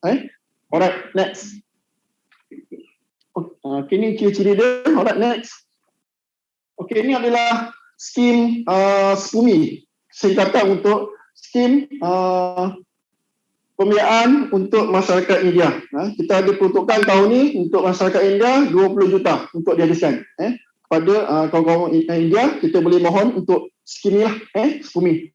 Yang ni kita bagi maksimum 1,000 hingga maksimum 100,000. Ikut kelayakan masing-masing lah. Alright. Okay, next. Okay, ni untuk program khas tadi. Kita ada golongan terpinggir seperti golongan OQ. OQ, bekas banduan, pusat penghuni serenti, masyarakat Siam dan orang asli. Ini adalah golongan terpinggir yang tekun akan bantu kepada player-player ataupun usahawan-usahawan yang terlibat, bolehlah mohon untuk skim program khas ni. Kemudian kumpulan fokus khas seperti bekas tentera, usahawan wanita, usaha siswa dan graduan serta golongan belia. Juga kita akan bantu untuk program kumpulan fokus khas. Alright. So yang terlibat dengan ciri-ciri usahawan ni bolehlah mohon mengikut kumpulan masing-masing. Alright, next. Okey, ini adalah satu lagi skim, iaitu skim program pembangunan usahawan siswaza. Kepada mereka yang dah graduan, diploma ke atas, layak mohon untuk skim siswaza ni dengan membekalkan ataupun tunjukkan bukti sijil diploma anda. Ini kepada player-player usahawan, maksudnya yang mereka yang dah graduan dan ada bisnes, boleh mohon skim siswaza ni dengan tunjukkan bukti-bukti perniagaan anda dengan sijil diploma tu. Ni mungkin kita boleh wawarkan kepada anak-anak kita lah yang dah graduan, cari kerja tak dapat, bolehlah kita galakkan dia sebagai usahawan. Alright. Okay, next. Okay, ni golongan kepada usahawan profesional muda Bumi Putera. Golongan profesional seperti doktor, engineer ataupun lawyer. Kalau seperti doktor, kalau tengok mungkin dia dah penat bekerja dengan hospital kerajaan tu, dia nak buat bisnes sendiri, nak buka klinik sendiri. Dia layak mohon skim profesional. Yang ni kita sasarkan untuk had umur 18 hingga 50 tahun. Dengan kadar pembiayaan sebanyak 100,000 lah maksimum. Right? Okay, ini kepada golongan profesional yang terlibat. Alright, next. Okay, ini adalah untuk pembiayaan industri sukan ataupun player sukan. Kepada industri sukan seperti menjual alat-alat sukan. Kalau ada mungkin terlibat dengan event sukan. Kalau dia boleh buktikan dia sebagai atlet ataupun bekas atlet, dia boleh dapat diskaun cas sebanyak 2%. Daripada 4% dia boleh turunkan 2% kepada mereka yang bekas atlet ataupun atlet. Yang ni kita dapat satu dana khas daripada KBS, Kementerian Belia dan Sukan. Kita kerjasama antara KBS dengan Tekun. Alright. Okey, ni boleh wawarkan kepada rakan-rakan kita yang terlibat dengan industri sukan. Alright, next. Okey, ni adalah usahawan bekas tentera, sama ada tentera darat, udara ataupun laut. Juga kita boleh mohon pinjaman Tekun. Kita ada khas untuk player-player ataupun usahawan-usahawan bekas tentera ni. Alright, next. Okay, ini pun saya dah terangkan tadi untuk komuniti lain. Okay, next. Okay, ini adalah program perkasa golongan wanita. Kita juga ada dapat peruntukan khas untuk wanita. So, menyalurkan pembiayaan kepada usahawan wanita dari kalangan suri rumah serta ibu tunggal yang menjalankan perniagaan. Wajib seorang tu wanita yang menjalankan perniagaan. Wak Imam dia berniaga di rumah, layak mohon. Mengguna pakai syarat pembiayaan sedia ada dan kolaborasi bersama Kementerian Pembangunan Wanita dan NGO yang berkaitan. Ini kepada usahawan wanita. Alright, okay, next. Okay, kita ada juga skim baru iaitu Tekun Mobile Planner 4.0. Ini kepada mungkin anak-anak kita ataupun adik-adik kita yang terlibat dengan riders serikat e-hailing. Serikat e-hailing seperti GrabFood, Foodpanda, Bungkusit, Lelamu. Kita ada satu skim khas untuk rider-riders ni untuk tujuan pembelian motosikal baru ataupun baik pulih motosikal. Kita juga bantu kepada golongan ni sebab sepanjang musim pandemik ni, masa kita tak boleh keluar rumah ni, mereka yang hantar makanan kat kita, betul tak? So kita bagi satu skim khas untuk mereka. Ramai di kalangan mereka ni kita tengok motor pun macam tak berjalan kan, motor capuk kata kan. So kita wujudkanlah satu skim ni, mereka ada boleh membeli motosikal barulah. Alright. So boleh wawarkan kepada adik-adik kita atau anak-anak kita yang terlibat dengan riders ni, kita ada skim khas untuk mereka dengan tujuan pembelian motosikal baru maksimum 10,000. Alright, next. Okey, ini tengok syarat-syarat asas. Kita ada 8 syarat asas. Yang pertama, umur. Had umur kita bermula 18 tahun hingga 65 tahun. Ada tak player industri lebih 65 tahun? Kalau yang ada dah lebih daripada 65 tahun, disarankan anda dah mula mewariskan perniagaan anda kepada anak lah, anak ataupun adik lah. Dia bukan mewariskan maksud kita wariskan terus. Paling tidak kita maksudnya kita ready, dia letakkan dia sebagai rakan kongsi kita. Bila dia dah umur 65 tahun, dia tak boleh mohon tekun, tapi waris kita selaku rakan kongsi kita, dia boleh mohon guna nama dia. Itu maksud dia. Alright. Okay. Kemudian kita tengok serikat 100% hak milik bermitra. Dia tak boleh campur. Kalau ada rakan kongsi, dia tak boleh campur mutu, Ahmeng, Aseng, Muhammad, dia tak boleh. Dia kena 100% bermitra, 100% kaum India, 100% kaum Cina, dia kena tak boleh campur. Alright. Okey, seterusnya kita tengok yang ketiga adalah bebas daripada sebarang proses perundangan atau muflis. Muflis ataupun perundangan melebihi 100,000 ke atas tak layak. Kalau setakat sitosiklis tu sikit-sikit tak masalah, kita tak pandang. Biasanya yang kebanyakan kita tengok, kita teliti mereka ni usahawan yang terlibat dengan PTTN lah. Yang ni yang banyak tak bayar. Yang tu kita layak mohon. Jangan dia terlibat dengan muflis je sebenarnya. Alright, setakat sitosiklis kita boleh layak mohon. Boleh dipertimbangkan. Seterusnya yang keempat adalah mempunyai lesen. Lesen ataupun permit. Yang ni kalau macam industri pelancongan, dia mungkin ada lesen tersendiri betul. So dia layak mohon. Alright. Sekurang-kurangnya kalau usahawan di luar tu, kita perlukan hanya SSN, Suruhan Jaya Serikat Malaysia. Pendaftaran syarikat yang sah. Yang kelima adalah mempunyai tempat lokasi perniagaan yang khusus. Wak Iman anda isytihar perniagaan di rumah pun layak mohon. Sekarang kita tengok ramai yang berniaga secara home base. Tak ada masalah. Boleh mohon di rumah.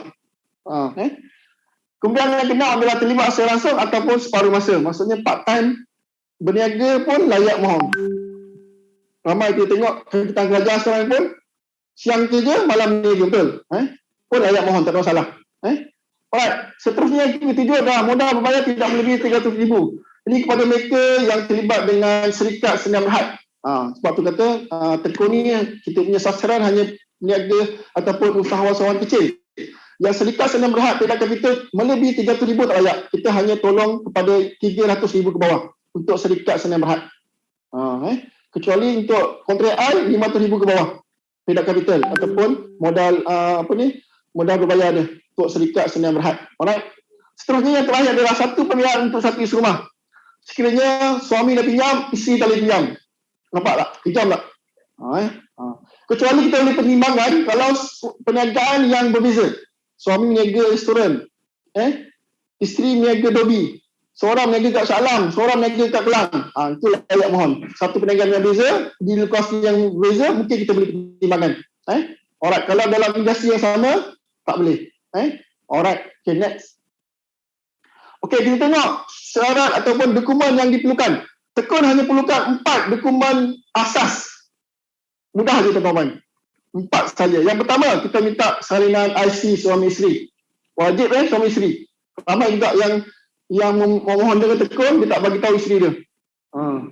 Tapi bila dah lulus, bila kita buat site visit atau membuat collection di rumah, dah kantor isteri dia kata mengamuk. Kenapa? Bila masa suami saya punya tekun ni kata. Kita tak nak berlaku gitu. Pastikan mendapat setujuan daripada suami isteri. Alright. Yang kedua, kita hanya perlukan lesen. Sekurang-kurangnya SSN, Surat Berjaya Syarikat Malaysia. Sekurang-kurangnya ada hanya perlukan SSN. Alright. Yang ketiga, kita perlukan penyerta bank. Saving boleh, current boleh.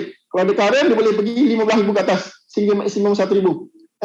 Dan yang terakhirnya, gambar pembuktian perniagaan anda wujud. So anda cuma buktikan perniagaan anda wujud, hanya tunjukkan produk-produk ataupun aktiviti perniagaan anda. So 4 saja tuan-tuan. Mudah kan? Tak perlu paperwork, tak perlu penjamin, tak perlu cagaran. Mudah je. Alright. Okay, next. Okay, ini adalah dokumen tambahan. Dokumen tambahan seperti syarikat senam berhad, kita perlukan resolusi ahli lembaga pengarah untuk syarikat senam berhad. Ataupun yang terlibat dengan syarikat sektor pengangkutan, kita perlukan permit pengangkutan dia. Macam industri pelancongan, kita perlukan lesen pelancongan. Itu dia punya dokumen tambahan. Kalau tak terlibat, tak perlulah. Contoh, kalau ada rakan kongsi pun kita perlukan surat tambahan, iaitu surat kebenaran daripada rakan kongsi. Ini pun ada juga kes yang mohon dengan tekun tanpa kebenaran rakan kongsi dia. Mohon senyap-senyap je. Pun kita pastikan rakan kongsi mendapat kebenaran. Alright, next. Okey, tempoh proses kita kelulusan selama hanya 7 hari bekerja. 7 hari bekerja, insyaAllah. Kita akan cuba sasarkan 7 hari bekerja. Dan 3 hari penyaluran pembiayaan lah setelah anda lulus, dan share agreement kita akan salurkan ke akaun anda dalam masa 3 hari saja. Alright, okay, next. Okey, ini adalah penambah baik inisiatif yang tekun jalankan sepanjang musim pandemik COVID ni. Kalau tengok asalnya kita punya tempoh proses kita 25 hari. Kita cuba kurangkan ke 7 hari. Inilah dia punya inisiatif yang kita tekun. Documentation kita dulu 17 hari. 17 dokumen. Kita kurangkan kepada 11 dokumen. Kemudian kita kurangkan lagi kepada 7 dokumen. Yang terakhir kita hanya perlukan 4 saja. So jangan minta kurang lagi lah. Jangan minta kurang, itu dah basic lah tu. Alright. So kita ada juga buka online. Tapi sekarang ni sistem online kita dah tutup. Boleh buat secara manual balik. Sistem online kita ada masalah sikit. Sebelum ni kita buka online. Bila buka online sebenarnya tuan-tuan, banyak masalah. Yang tak berniaga ni pun gatal-gatal je cara nak mohon. Suka-suka je duduk rumah tak tahu apa-apa. Terakhir mohon tekuk dapat kata. Itu masalah, kita pending banyak benda usahawan yang rapu-rapu kat situ. So sekarang kita stop balik online ni. Sekarang kita buka secara manual balik. Alright. Okay, next. Next kan. Okey, ini adalah unit pembangunan usahawan yang tekun jalankan. Itu juga ada grant pemasaran digital, tuan-tuan. Maksudnya, inisiatif ni semua, anda akan dapat sekiranya anda dah bergelar sebagai usahawan tekun. Macam mana nak jadi usahawan tekun? Anda kena meminjam dengan tekun. Kita tak panggil anda sebagai peminjam tekun tau. Kita panggil usahawan tekun. Nampak tak cantik tak nama tu? Dah lah usahawan tekun lah tu. Seorang usahawan yang tekun. So kita akan panggil anda sebagai usahawan tekun. Inisiatif yang kita jalankan, kita akan bantu anda yang mana tak ada produk halal, kita akan bantu jadikan halal. Yang mana tak digital lagi, kita akan digitalkan dia. Ini adalah grant ataupun bantuan-bantuan jalan unit pembangunan usahawan yang kami jalankan. So yang ni adalah kaedah pembangunan balik dia. Kita ada apps di handphone, tekun pay. Mudah je tuan-tuan. Semua di hujung jari je bayar. Guna online. Nak tak nak je bayar sebenarnya. Betul tak? Alright, next. Okey, ini adalah dia punya aplikasi dia. Tekun pay. Next. Okey, ini adalah alamat. So saya rasa itu saja saya punya sesi taklimat saya. So untuk menjadi usahawan tekun sangat mudah tuan-tuan. Tuan-tuan hanya perlu memohon di pejabat tekun cawangan berhampiran anda. Staf Parlimen Seluruh Malaysia. Ada yang jenis kadang tak tahu kat mana pejabat tekun, cari je staf Parlimen. Kalau tekun anda duduk di Puchong, tekun cawangan Puchong. Duduk di Ulu Langat, tekun cawangan Ulu Langat. Keluarlah alamat tu semua. Mudah je. Kita ikut based on Parlimen masing-masing. Wak Imah anda duduk di Sabah, Sarawak, semua staf Parlimen ada pejabat tekun. Mudah je. Yang ni ada alamat pejabat negeri. Pejabat negeri saya duduklah selaku pegawai eksekutif negeri Selangor. So untuk mohon anda kena melalui pejabat tekun cawangan. Alright, so itu saja. Saya sudahi dengan sini tak ada sesi soalan. Okay, so saya sudahi dengan wabillahi taufiq wal hidayah. Assalamualaikum warahmatullahi wabarakatuh.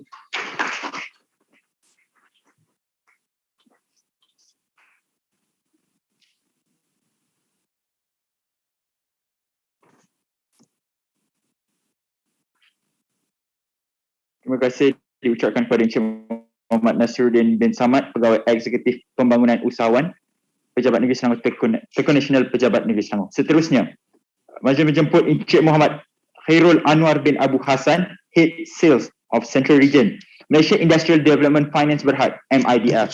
Dipersilakan.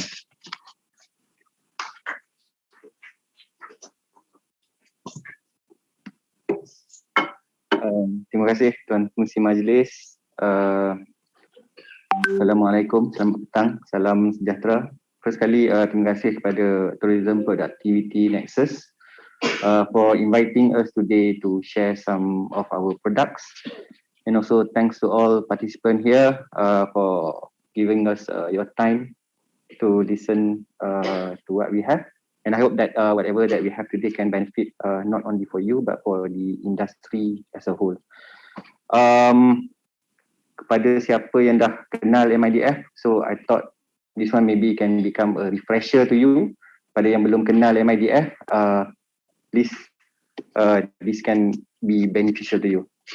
Alright, before I start my presentation, maybe I can share a bit of history of MIDF. We have been in the business since 1960. Dah 62 tahun dah pun. This come up from the government punya aspiration to make Malaysia as the industrial country. So this is why MIDF being established. And then currently we are 100% wholly owned subsidiary under PNB, and we are agency under Midf. So basically we are not bank, but what we do is that we get the money from the fund provider. We have 4 fund providers sekarang. Kita ada Midf, Maida, SME Corp dan juga MOF. So apa yang fund provider provide kepada kita, kita akan give out as a soft loan based on the scheme that has been approved by the government. Next slide. So this is the first scheme yang kita ada. The fund provider untuk this scheme is from SME Corp. Under SME Emergency Fund ni ataupun Smes 2.0, sebenarnya dia adalah untuk yang terkesan. Contohnya macam banjir baru-baru ni di Shah Alam, ataupun yang di Pahang contohnya. So financing kita boleh bagi under scheme ni sehingga 100,000 up to 100,000 for a period of 5 years. And then scheme ni would provide you 12-month moratorium period. So the first 12 month tak perlu bayar apa-apa. The next 4 years you akan bayar installment with the 0% interest. Tak ada interest langsung. Okay, this scheme fund is meant for SME. So whoever that has been affected by flood recently can apply to us for this scheme. Okay, the eligible items that we can finance under this scheme is for working capital. And the company must be registered with SSM, must have a valid business license. Business license ni is something yang you register dengan Majlis Pembedaran, local BBT, pihak berkuasa tempatan. And then you have to provide that you are being impacted lah. Kalau dalam ni you boleh provide copy of police report. Okay, the next one we have under SME ataupun Smes, we call it. Ini untuk company-company yang terkesan daripada MCO under pandemic. So I would say it's relevant kepada tourism industry. When we talk about tourism industry, it can be everyone, the whole ecosystem, daripada travel agent, daripada hotel, kepada yang provide makanan dan sebagainya. So under this scheme, kita, the objective untuk scheme ni adalah untuk membantu company yang ada financial difficulties dan juga so-called underserved sectors. Underserved sectors ni something yang macam kalau you pergi pada bank, memang dia tak akan layan. Okay. Under this scheme, we can finance up to 250,000 for a period of 7 years. Untuk SME, the financing rate is only 3% per annum on monthly reducing balance. So bukan flat rate, it's on monthly reducing balance. Item yang kita boleh finance under the scheme seperti machinery and equipment, IT hardware and software, commercial vehicle and also working capital. For you to be eligible, at least 60% of the equity must be held by Malaysian, and you need to register with SSM and possess a valid business license. For a new company, you can also apply, but you have to be at least 6 months in operations. Okay, next one. Okay, next one is a financing scheme for SMEs. The item that we can finance under this scheme is like commercial property, equipment, IT, hardware, software, and also working capital. And the maximum amount that we can finance under this scheme is 5 million. Of course, the period, kalau you nak finance property, we can go up to 25 years. But for equipment and some other things, is up to 7 years. Margin of financing again is up to 90%, and because this is under SME Corp as the fund provider, the so-called like this financing scheme would only be so-called like eligible untuk SMEs. Definition of SME here would be based on the revenue and also the number of staff. Of course, 60% of the equity must be held by Malaysian, and it is actually open to all sectors, manufacturing and also services. Next one, we have the so-called like soft financing scheme for digital and technology. Okay, under this scheme, let's say if you want to relate kepada so-called like tourism industry, katakan contoh you want to do some marketing, digital marketing for example, you get some quotation from the vendors to put yourself in Google or Facebook or something, then actually you can get the financing under this scheme. It can be up to 1 million, and then will be in the form of term financing for a period of 5 years. For SME, the interest rate for this scheme is up to 4% per annum.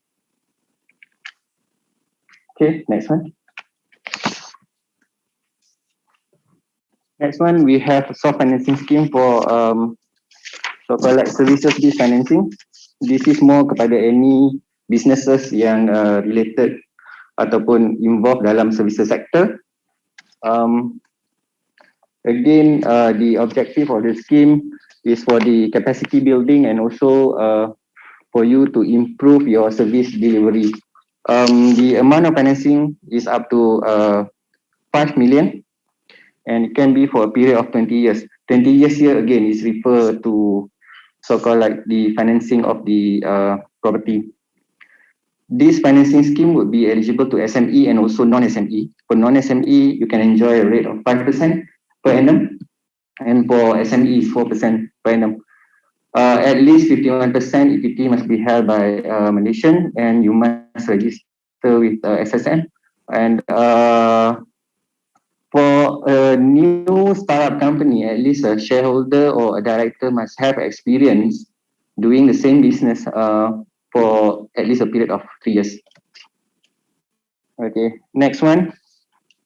We have the sustainable and green-based financing. This is open for all sectors, and the margin of financing, the financing amount can be up to 5 million with the margin of financing up to 100%. What is, I would say, interesting under this scheme is that the financing rate is only 2% per annum on monthly rest.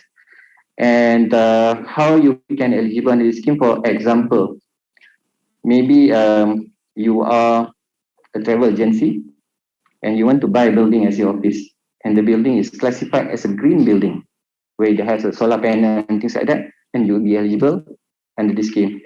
Just imagine if you have a property financing at a rate of 2%, then it's something like macam free building for you lah, without any financing cost. Okay. Again, at least 51% equity must be held by Malaysian, and you must have the valid business license. Next one. Okay, this is the gist of our financing. What I'm talking today is more or less like to all the services sector, but we also have the so-called like financing for other sectors as well, like manufacturing.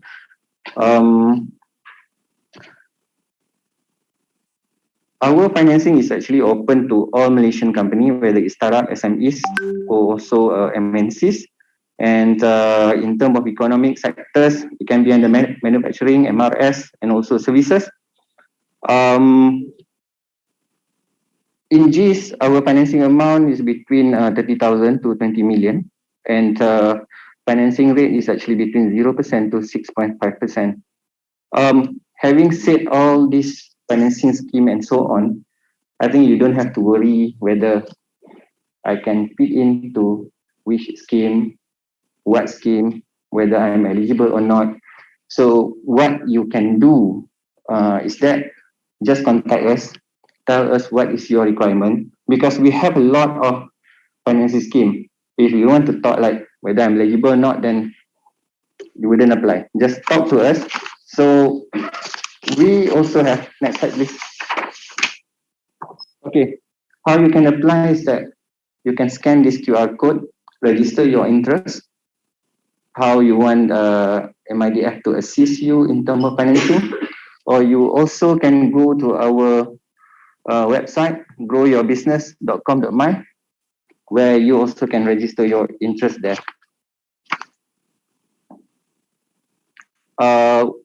We have a consultation table at the back there. So those who are interested can contact my colleague, and then we can so-called like further our discussion from there. Next slide. Okay, we have our business advisory unit as well. You can contact this advisory unit at the hotline there. Also, you can email them at growyourbusiness@midf.com.my. So what they can help you is that if let's say you are not eligible for MIDF financing, they would assist you and nurture you so that you can apply for financing. If your requirement doesn't suit our so-called like scheme financing, what they can do is that they can channel you to the other agency where you are eligible. And at the time, for the time being, it's free, so you can call them. Next slide. We also have our presence in 6 different offices. Right, we have in Sabah Sarawak, in Johor, Penang, and also Kelantan. Right, I think that's all from me today.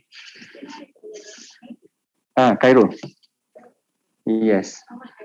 Yeah. After all this session, actually, you can meet us at the back there. You can give your cards. We also have some brochures that we can give out. If you want to register your interest, we have the QR code just now. You just can scan and apply. Right? So thank you again, everyone, and for your have a pleasant day.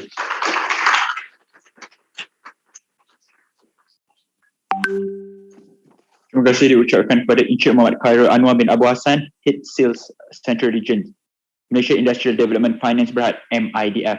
Jadi tuan-tuan dan puan-puan, hadirin-hadirin sekalian, kita akan berhenti berehat selama 10 minit bagi memberi laluan untuk anda ke restroom dan sebagainya. Kita akan bersambung balik dalam 4.20 petang. Dan untuk makluman tuan-tuan dan puan-puan, selepas ini kita akan mempunyai sesi perkongsian daripada Malaysia Digital Economic Corporation, MDEC, SME Corp dan juga Syarikat Jaminan Pembiayaan Perniagaan Berhad.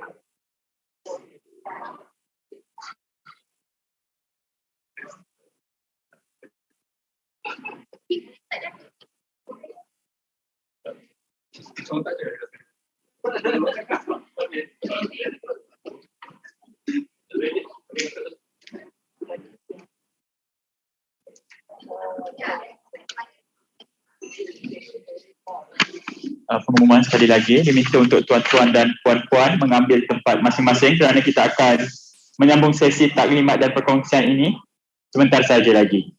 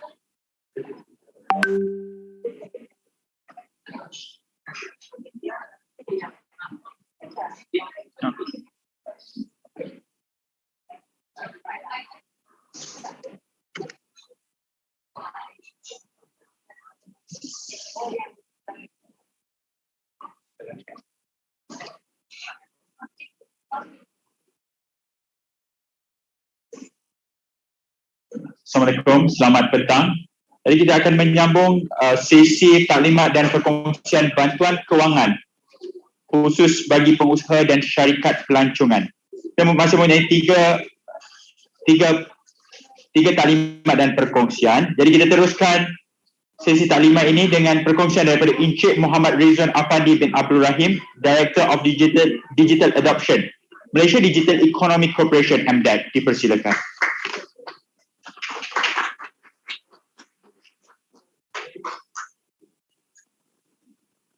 Bismillahirrahmanirrahim. Assalamualaikum and very good evening. Thank you for attending this session and thank you to TPN and MPC for organizing this session. Let me just start off with my presentation. So the title of the presentation, tak dengar? Boleh dengar? Okay, let me adjust this. Boleh dengar? Saya akan sampaikan satu lagu begini. Okay, digitalization in tourism industry. So this is the topic of my presentation. So basically, what I'm going to cover will be some of the trends and some of the funding assistance, and that is actually the agency that is being entrusted to drive digital economy in Malaysia. So through our initiative, we actually have some grants which we feel we can extend to the tourism players, and we also have some programs, upcoming programs, which I'll be sharing and highlighting to everybody here and also online. and so that everybody is aware what is coming, what are some of the effort that we are putting to help the tourism industry players. So let me start off with this slide. It is actually a simple slide, and on some of the post-COVID-19 tourism trend. So there are a couple of trends here. I'm not going to go into detail on each of the trend, but the last one on the right-hand side, and actually people are now looking at digital tourism or tourism enabled by digital. And so basically people want to travel, but they want to feel safe. And they want to make sure that they are alerted if there's any nearby cases or things like that. They want to interact more with robots. I mean, joke aside, but some people now feel safer. And actually, when you have robots sending them foods. And so these are trends. I think these are something that we need to look at. But then when it comes to embracing digitalization and make use of the trend, I'm aware and that is aware that it is a challenge, especially for non-ICT companies and also for the tourism industry players as a whole. So what I'm going to share next will be some of the grants which probably can be leveraged and to help organization and the operators and the companies and to become digitalized step by step. Okay. So this is the first program. This is actually SME Business Digitalization Grant. So we are actually partnering with BSN to basically offer this assistance or grant.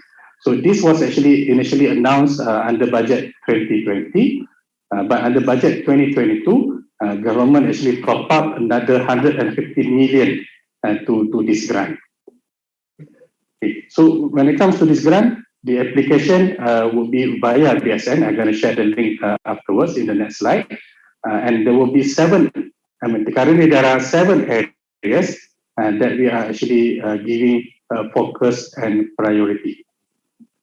In terms of MDET role, we are advisory and we actually identify who are the technology solution providers that can be matched to companies or SMEs or even cooperative that want to become digitalized. Okay. So this is basically highlighting in terms of the eligibility criteria as well as the 7 digitalization areas. So before I go into the digitalization areas, and the maximum quantum of this matching grant is actually 5,000. So if you have a solution that costs you 10,000, governments will cover up to 5,000, and the remaining 5,000 will be covered by the company. So in terms of 7 digitalization areas, these are example like digital marketing. So digital marketing will be some things that to do with advertising. So you want to advertise your product online. You need somebody who can conduct the digital marketing. So if the cost is, say, for example, 3,000, and half of it can be covered through this grant. I'm not going to touch on e-points of sales. That might not be that relevant. Other things would be something like e-commerce. And so e-commerce, and if you want to put your product and your location, your services online onto all these marketplace platform, but you do not know how, and you need to work with platform, and platform also charges you. So this grant actually provide that kind of assistance for you to actually get the funding and but it's not all, and half of it, and to cover and lower the risk of you getting on board onto this platform. So the beauty of this grant is that you can combine 3 areas. For example, you take one on digital marketing, you also take e-commerce, you take another one, say for example, procurement or HR, and the total cost is 10,000, and 1.5, 1.5 is digital marketing, 2,000 is for e-commerce, and then the rest is actually for the other one. So government can provide up to 5,000, and you can cover these 3 areas at one go. So I hope that that's pretty clear, and that's the link there. Oh, cover a link. But the slides we can share this slide so that you can actually get the correct link to apply. So in terms of application, this is the process flow. Basically, you need to identify who are the solution providers, and then you need to work with them to submit, fill in the form, submit to BSN, and then once BSN approved, then I think the rest of the things will come in terms of solutions and whatnot. So the processing is on BSN side, and that will have to push and make sure this thing is expedited. So that's on the grant. Let me just go into this another program. Actually, everybody after the pandemic or during the pandemic now started to use platforms. Like example, Bungkus Eat, Pantam Plus, Bungkus Eat, Food Panda, Lazada Express, and so on and so forth to basically help your businesses. But actually, the thing that many doesn't know is that this model is actually goes beyond delivery. So let me just share the next slide. Okay, this is actually the list of the platforms that is actually available in Malaysia. So and that working together with KCOM, Kementerian Komunikasi Multimedia Malaysia, and we actually have been looking at validating these platforms, and so that we can ensure that they are safe for both consumer and businesses. So we've been doing this actually since 2012. So we now have actually 117 local players, and the rest actually about 20 of them they are foreign owned. So the foreign owned would be platforms like Food Panda and Grab, but we also have local players. So what I'm trying to highlight here is actually when it comes to some of the players that can help the tourism sector, we have actually identified and listed some of them. So this example of those players that probably could complement the activities within the tourism sector. But the list is not exhaustive, and the bigger list is still. I mean, the bigger list was the previous honeycomb slides, but this actually probably will give an idea in terms of how can actually tourism take advantage of these models. So this is something that I would say there's no clear-cut solutions, and there's no one-size-fits-all solutions. It is something that when it comes to the way we look at it, the way we see it, and the combination and permutation of the models and continue to take place. So when it comes to that, and some people are very creative in terms of how they combine all this, and so that they create unique value proposition above their so-called competitors. So these are the things that probably an area which the players would like to look at closely as a mean, and see whether this is something that can actually add value. Because some of this model can actually not just add value. If you apply it correctly, it can reduce your operating costs. Because certain things at the moment post-pandemic, and businesses would like to focus on core activities and minimize spending on non-core activities. So this is where some of the model, before pandemic, we have seen how this model actually helped some of the big corporations. But I think this is something that even now, and the smaller players actually can access to this kind of services. So mentioning about big players, even companies like Petronas is actually looking into this model. They even have their own lab and examining and testing out some of these solutions.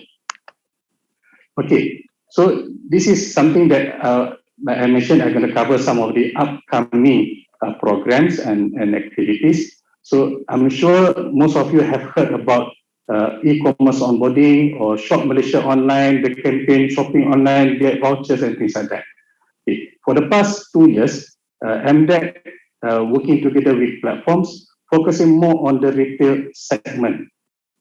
And when it comes to retail segment, this would be all the normal household products that you can get from the online market. So people go on Shopee, Lazada, and various platforms to basically get those stuff with discount. So there is a period of Shop Malaysia Online campaign. So this year, and this is also thanks to the Ministry of Finance for listening. So they actually asking us to focus half of the program, half of the budget that is allocated to this program, and to help revive the tourism sector. So this is where from April onwards, we'll be having more intense discussion with TPN, with Cik Rohizam, and I spoke to him just now, and also with Motek, and to see how we can actually help and onboard the tourism players onto suitable or appropriate platforms. So we're going to spend a couple of months, maybe April, May, June, and then from July, August, September, we're going to go full-blown campaign and to get people to purchase and start spending, and especially on, you can see that, tourism, hospitality, social enterprise and craft, as well as made in Malaysia product.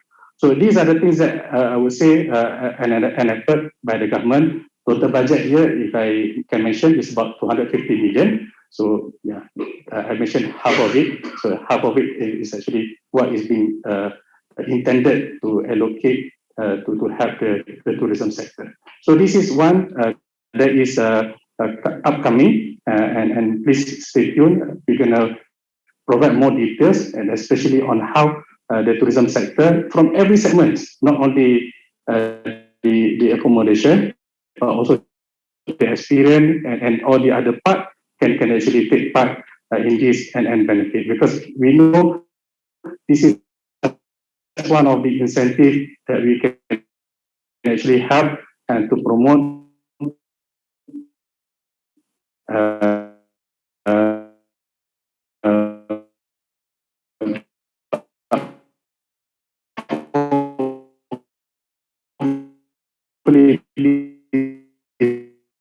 this can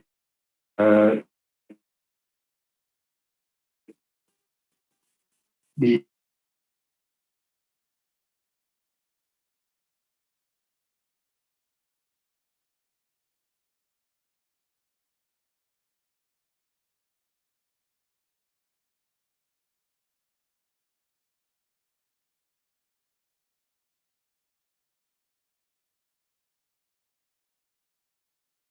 remote workers to come over and where they can live and work from Malaysia.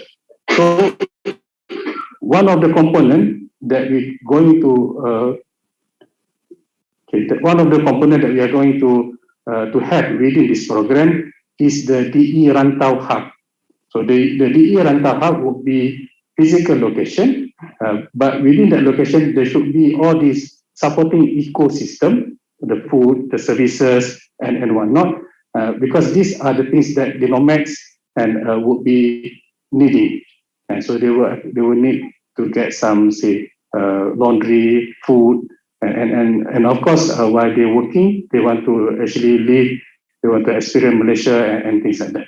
So the digital nomad program, we already had some discussion workshop with immigration, and so we want to provide. We are currently discussing on creation of digital nomad pass, which will allow the nomads to stay even up to 12 or 18 months in Malaysia. And based on the research, and the nomads actually spend about 1,000 USD per month. So that's something that we have discovered.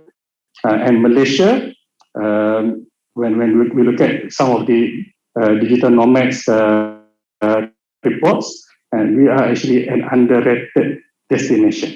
So we are as good, we are in terms of cost of living and as competitive as our peers in the region, but we were never highlighted as the location for nomads. So this is one of the program, which we're going to start from July onwards. And please stay tuned because this is coming. And once we launch in one location and we see the impact, we're going to start expanding it to various locations. So this will hopefully help the tourism players. Again, I mentioned on the Irantau hub. It is something that we still working on, and in terms of where and how can we designate, certify the location as the Irantau hub, and what kind of assistance that government can also provide to help equip the location, the hub, with at least the good connectivity. So that's basically, I would say, the gist of this program.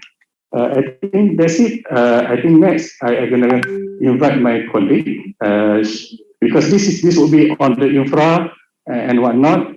But we also have some other grant that we can actually offer, especially addressing issue of not having the right talent within your organization to help you digitalize.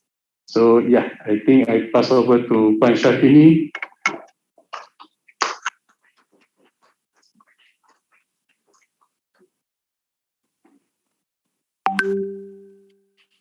Assalamualaikum and very good afternoon, everyone. Okay, my name is Syafini. I'm from Digital Talent team in MDAT, actually the team that, overseeing all this upskilling and reskilling program within workforce. So what I'm going to present to you today is more for the incentive that we are providing to you to help you to accelerate your hiring.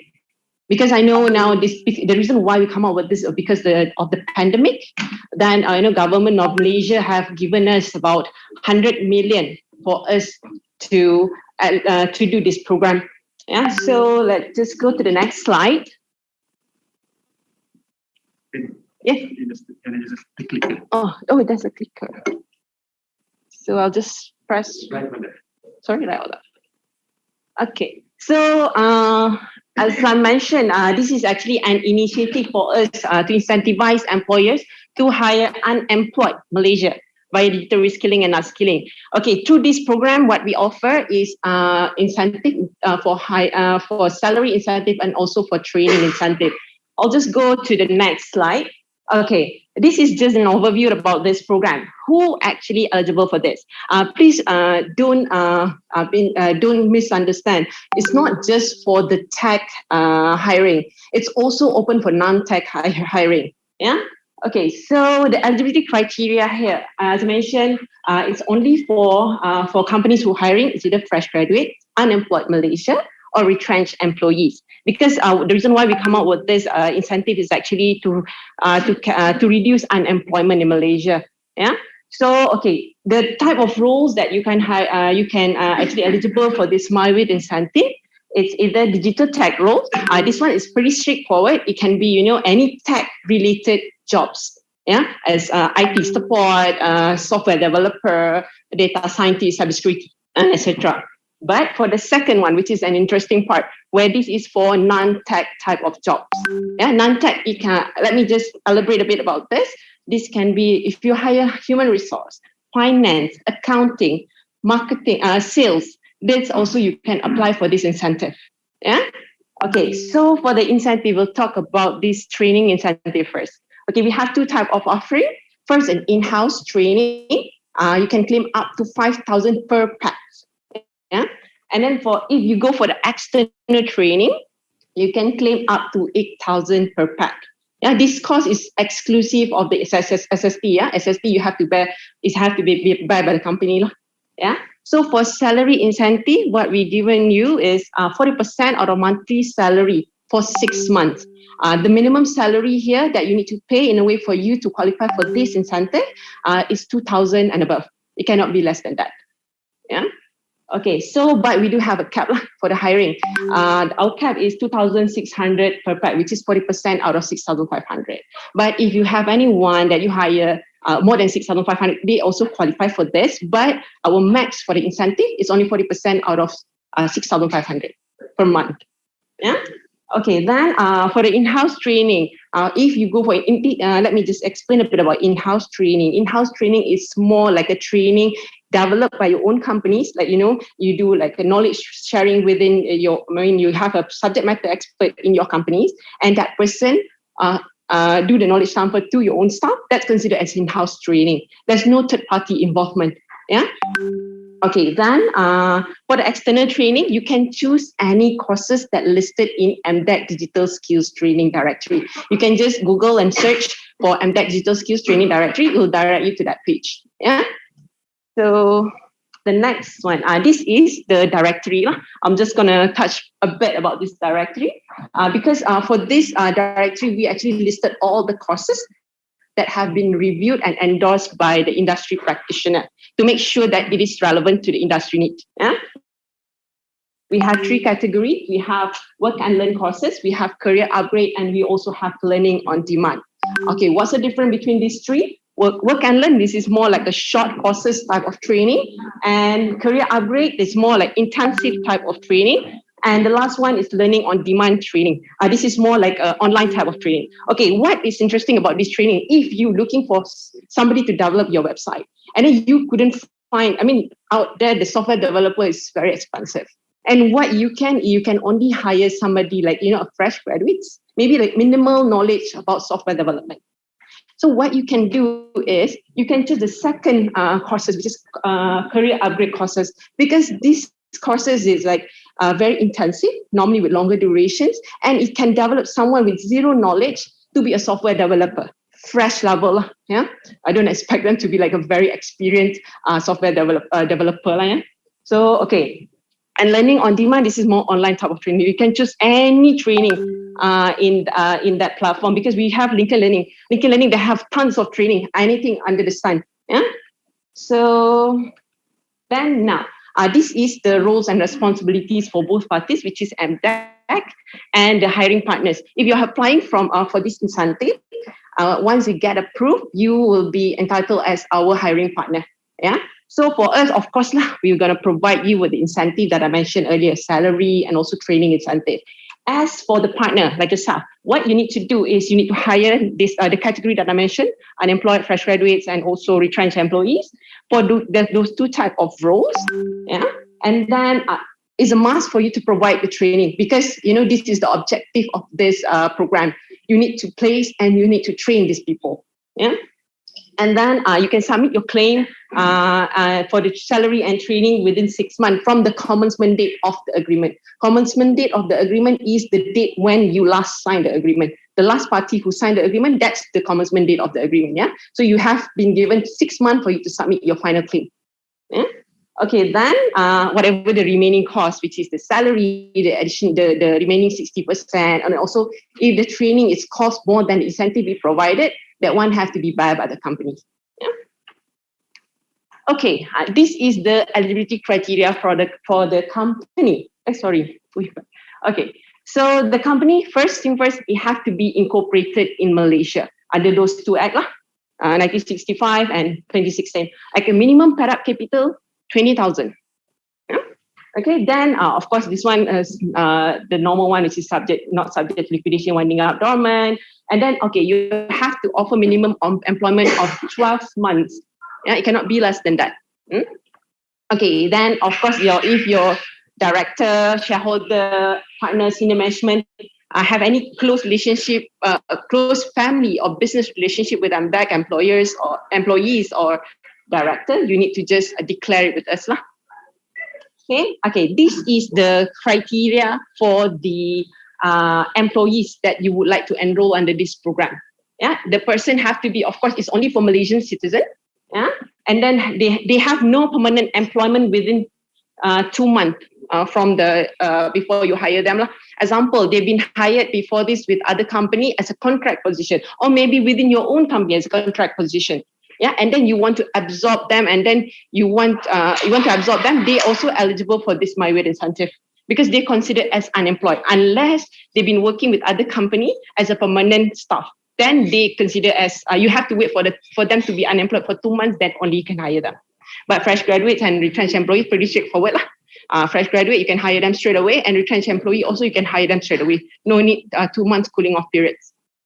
Okay. then they cannot, this is more conflict of interest, cannot be close family members of the director, shareholder, or the top management of the hiring companies. And then, this is the interesting part, where actually now, if you already hired somebody or who already working with your company, and the commencement date that's stated in the letter of employment that you gave to them, the date that they start working is within 5th April from last year, because that's the date. That's the day when we launched this program, 5th April last year up to 50th April this year. Then they are eligible for this MyWeight incentive. So what you can do is just compile the name. Maybe you have 5 or 3 of them. Just compile it in one application and submit it to us. Yeah. All right, then of course, the E and F is more, we try to avoid double dipping. So if the employees have enjoyed Pencana Kerjaya before this or MyWeight incentive before this with other companies, then they are no longer eligible for this MyWeight incentive. Yeah. Okay. Now, this is a specific conditions that we have for this program. You can submit multiple applications. Example, now you have 2 employees that you think are eligible for this MyWeight and you want to submit first. Go submit these 2 first. And then after a while, after you get an approval for the first applications, and then you hire more employees and you want them to enroll under this program as well, you can submit another batch to us, another application, yeah. But provided that you have received an email from MDEC saying that your first application already been approved, yeah. Then only you can submit the next one. Then, you can submit your claim on monthly basis. Yeah? Okay, then this one is the same like I said earlier just now, that you can submit your final claim within 6 months from the commencement date of the agreement. Yeah? And then we don't allow backfill. So we need to say if the person you hire and you enroll on this program resign or been terminated by the company for certain reason, you cannot get other person to replace that person to enjoy the remaining balance of the incentive. We don't allow that. Yeah. And then, if in the case that, they resign or maybe terminated by the company, what you need to do is just to inform MDEC with the documentary evidence within 30 days. Yeah. And then even though the incentive given to you is only for 6 months, but remember one of the conditions that I mentioned earlier, you need to hire them for at least 12 months. Hence the reason why for MDEC, we still require you to submit to us with the employment status report at the end of 12 months. This is just for us to do the tracking. Where are they at right now? Are they resigned? Are they still with your company? Or are they already been absorbed as the permanent employees in your company? Those are the things that we need. But don't worry. Don't worry about, what's the template? How's the report look like? Don't worry about that because we will provide you with a template. What you need to do is just to fill up and submit it to MDEC. Yeah? Okay, this is the process how you can apply. First thing first, you need to have the candidate. You already hired them. Yeah, or the letter of offer already been issued. Yeah, then you have to select the training first. Okay, it's a must for you to have the training, right? So you have to have a candidate, select the training, then go to MyWeight landing page. We have you can just search MyWeight MYWIT MDEC. Then you can go straight to the page, and then you can click register or apply, and then it will bring you to the form. What you need to do is just to fill up the form with the details required, and then submit it to us. And then once we receive your application, we're going to do our evaluations at our end to make sure you meet all the criteria and all the documents are there. And then once all okay, you tick all the box, then you're gonna receive notification from us saying that it's already been approved and followed by the partnership agreement from us. Yeah, don't worry about the partnership agreement. We will give you the draft first for you to review. Yeah. And so once you receive the partnership agreement, what you need to do is just sign and stamp it. The cost for stamping it's bear by the company. Yeah. So return it back to us. Then once you return it back to us, then you will receive like an onboarding pack. It's more like a template for you to submit your claim later, and how to register for our e-invoice system for you to submit your claim, and also the reporting and the claim template and reporting for the 12 months, all inclusive in that onboarding pack. Yeah, and then after that, you can continue to submit your claim on a monthly basis, and that's about it. And then, this is the documents required during the application. Pretty simple. We only need this SSM certificate, okay, the JD of the jobs that you hire, okay, and then employee details, of course, the copy of the employment offer letter, and then employee my card, the copy of it, and then employee details, this one template provided in the form, just need to fill up and submit it to us. And then if you hire fresh graduates, we will need you to provide us with a final transcript, certificate or official letter from the university or institution. Yeah. Then if you hire retrenched employees, then you need to provide us with the retrenchment letter. Okay, for training, if you choose external training, what you need to do is just, go to our directory. For example, you choose training from iTrain, and then you reach out to them directly, get the quotation for that training from the training provider. Because that quotation you need to attach together with your application later, because we need to know the cost in a way for us to approve the fund for you. Yeah. And then for the in-house training, we provide you the template. What you need to do is just to fill out the template with the details of the training. What are those training? What will be the cost? How long it takes? What will be the mode of the training? Is it online? Is it physical? So then those are the things that we need, and then submit it to us. Then of course we need the written declarations to make sure whatever you submitted are correct. Oh, sorry. Okay, this is for the claim later. You just need to provide them with the invoice, any template, your own invoice, any template will do. Then you need to provide us with the evidence for the external training. You need to provide us with the training attendance slip or a completion certificate. And then of course we need a proof invoice or proof of payment for us to make sure that the amount that already been paid to the company, that's the right amount. Okay, then for in-house training, attendance slip as well. And then documents. This one is more like a template that we provided earlier. What you need to do is this time is just to sign the template and send it back to us. This is just to confirm the cost of the training. Yeah. And then, okay, for the salary, we will require you to provide us with the pay slip or EPF statement for verification. It's or, so no need, if you don't have EPF statement, not fine, just pay slip will do. Yeah. Then we provide you the claim template, don't worry, just fill out the template and submit it together with your claim. And this integrity pack is a normal procedure for us. We provide you with all the documents. What you need to do is just to sign. And that's it. That's all from me. Thank you.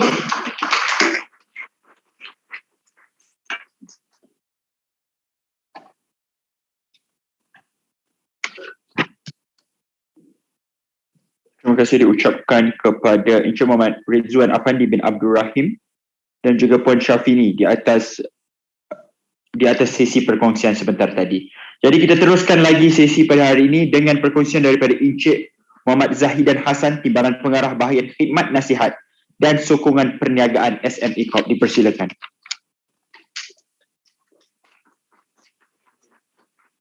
Assalamualaikum warahmatullahi wabarakatuh. Selamat petang. It's already 5 o'clock. So it's a challenge for me. Never mind. I try to speed up my presentation today. Apa khabar semua? I think semua ceria ni, all travel agent. Today semua. Hopefully government tak tutup lagi lah border, and then you can go ahead with your business. So okay, today SME Corp try to facilitate you. Kita panggil, kalau our Kementerian Pengurusan bangkit semula. I know that this group yang banyak terjejas akibat kita almost 2 years our body close. So start from 1st April, nanti bukan April Fool lah. So betul lah. Government ada announce betul tu. So 1st April border akan dibuka semula dan kita akan menerima tetamu daripada luar. Okay. So today siapa dah tahu SME Corp? Okay, kita bukan SME Bank you kena differentiate. Kadang-kadang bila jumpa SME Corp ni kata SME Bank. Saya pinjaman saya tak lulus. So kita dah declare kita SME Corp, badan berkanun kerajaan yang dalam pembangunan SME, micro, small and medium enterprise. So harap hari ini saya boleh bantu, especially dengan bantuan yang kita sediakan lah, especially during pandemic itu. So kita ada beberapa dan akan kita MIDF one of our partner yang deliver untuk bagi pinjaman mudah. Okay, next. Okay, tak payah cerita lah pasal history kita. Dulu Smes, umur 36 years now. Sekarang SME Corp, SME Corporation. Okay, next. Okay, this is our role basically for SME development in Malaysia. So So kita the only agency yang focal point, maknanya all the SMEs need assistance ataupun need advice daripada government, so through SME Corp. So we consolidate. Tapi dalam masa sama kita pun ada bagi bantuan keuangan. Tuan-tuan jangan risau, nanti kita share. Cumanya sekarang geran kita menghadapi kekangan dari segi peruntukan. So for this year kita tak buka lagi geran, cuma kita ada loan berdasarkan pengumuman kerjaan yang dibuat masa pandemik tempoh hari. So masih ada. So saya nak invite tuan-tuan dan puan untuk memohon especially pinjaman mudah. Kita panggil pinjaman mudah sebab dipermudahkan compare dengan commercial bank. Okay, next. Okay, sebelum tu saya nak explain sikit. Tadi rakan-rakan Jesse cerita pasal SME. Apa itu SME? This is definition. Senang saja nak ingat. 50 juta ke bawah you punya revenue, dan juga employee tidak melebihi 200 orang. Permanent employee. Mana-mana syarikat yang di bawah threshold itu SME. Senang saja ingat. 50 million, 200 people. Okay, tapi adalah pecahan lagi ya. Because pecahan kita buat untuk sasaran lah. Because different size, different dia punya needs. Betul tak? Small dia different, medium different. So that's why kita perlu pecahkan. Tapi sektor perkhidmatan dia ada beza sikit. Macam travel agent or special ni dalam sektor perkhidmatan lah. 20 million and also 75 people lah. So kita consider SME. Okay. So apa-apa bantuan kerajaan yang berada dalam threshold itu layak untuk memohon SME. Termasuk tax. Ada kan rate, special rate for tax kan, lembaga hasil dalam negeri. So dia guna this definition. Okay, next. Okay, ini profile lah keseluruhan. Cuma saya nak highlight most of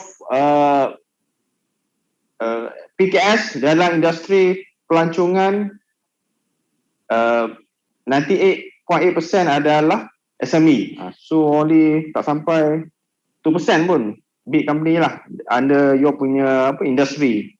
So most of you layak lah, I consider eligible lah untuk mendapatkan bantuan daripada pihak kerajaan. Okay, next. Okay, our program. So apa yang kena buat next? Status PKS. Okay, macam mana you nak declare diri you adalah PKS? Kita ada pelaksanaan status PKS. Daftar dengan pihak SME Corp, website yang kita bagi tu.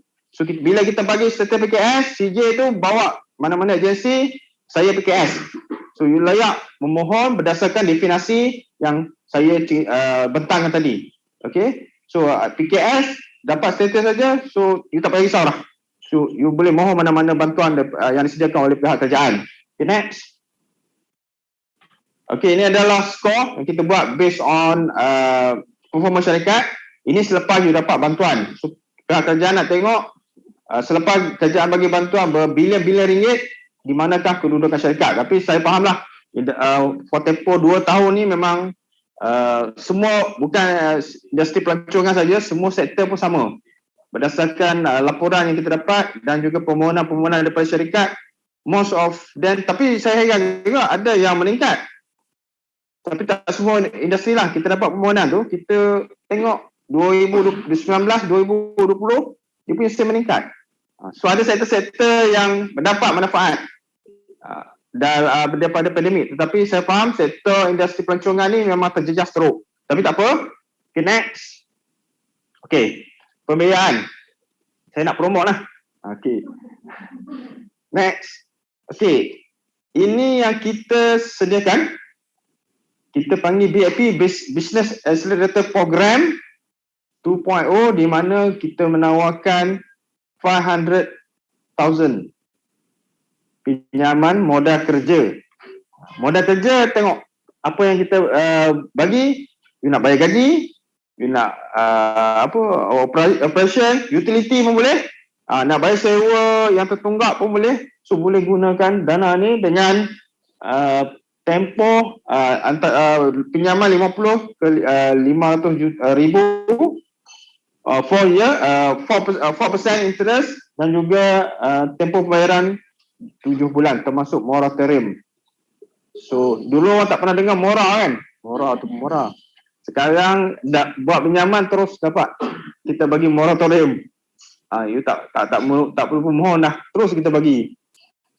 So there is government assist lah.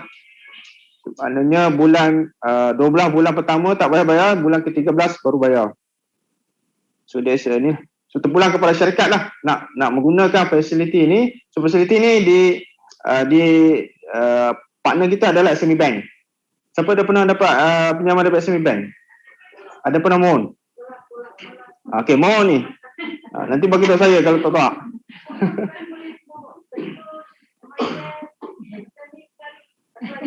Boleh, tak ada masalah.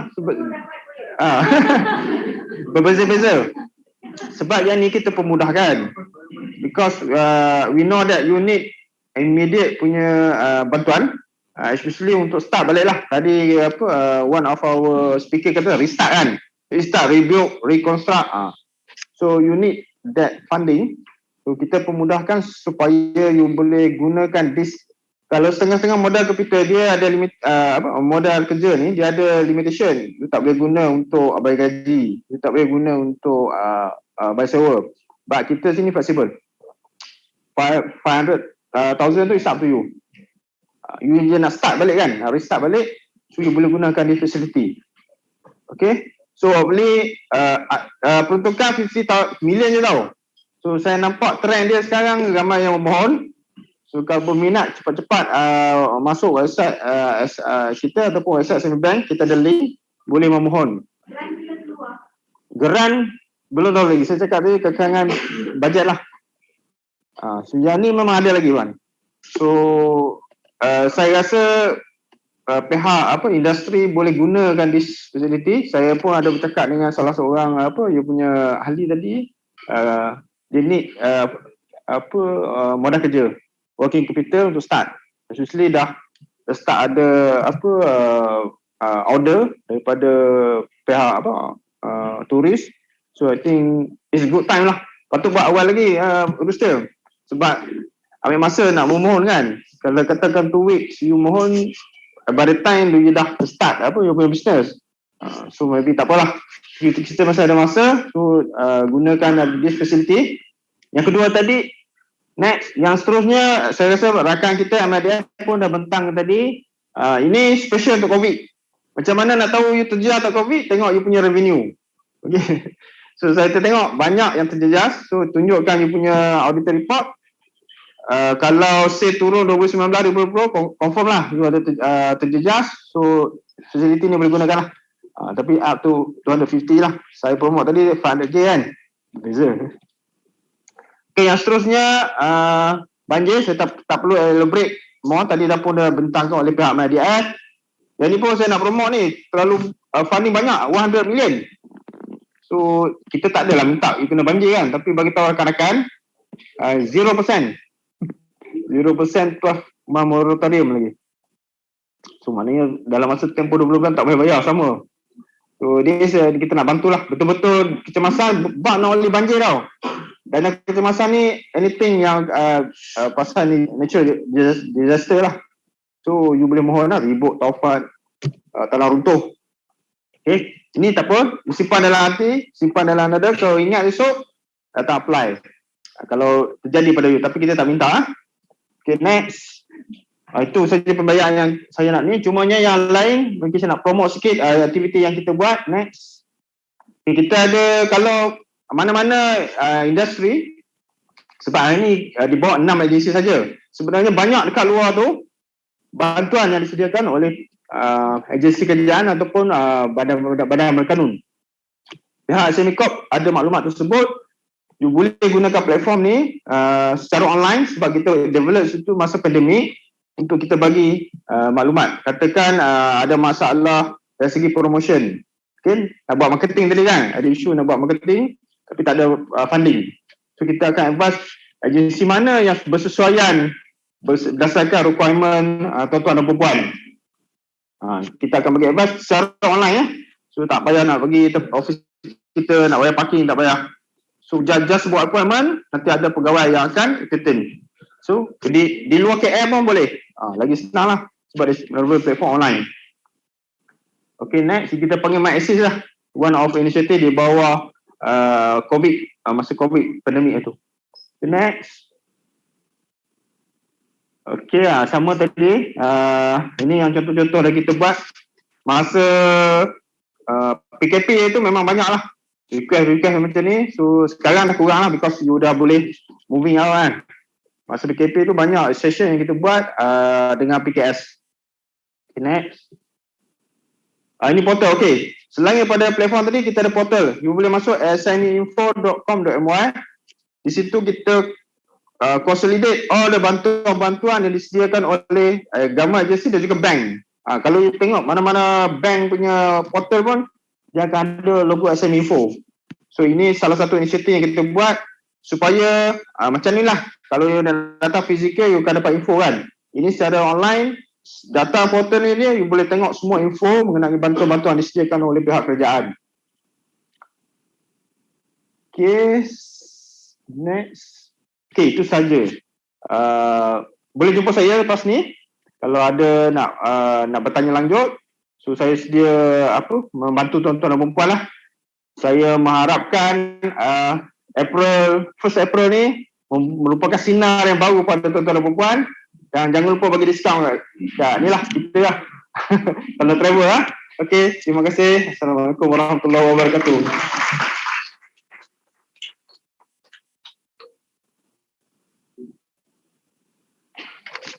Terima kasih diucapkan kepada Encik Muhammad Zahid dan Hassan di mana pengarah bahagian khidmat nasihat dan sokongan perniagaan SME Corp. Jadi kita teruskan lagi sesi taklimat dan perkongsian ini dengan perkongsian daripada Puan Masliza Zainal Abidin, Ketua Pemasaran Pengurusan Skim Jaminan Kerajaan Syarikat Jaminan Pembiayaan Perniagaan Berhad SJPP. Dipersilakan.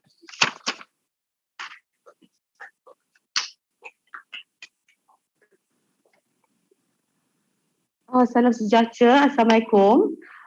Boleh dengar saya tak? Boleh ke?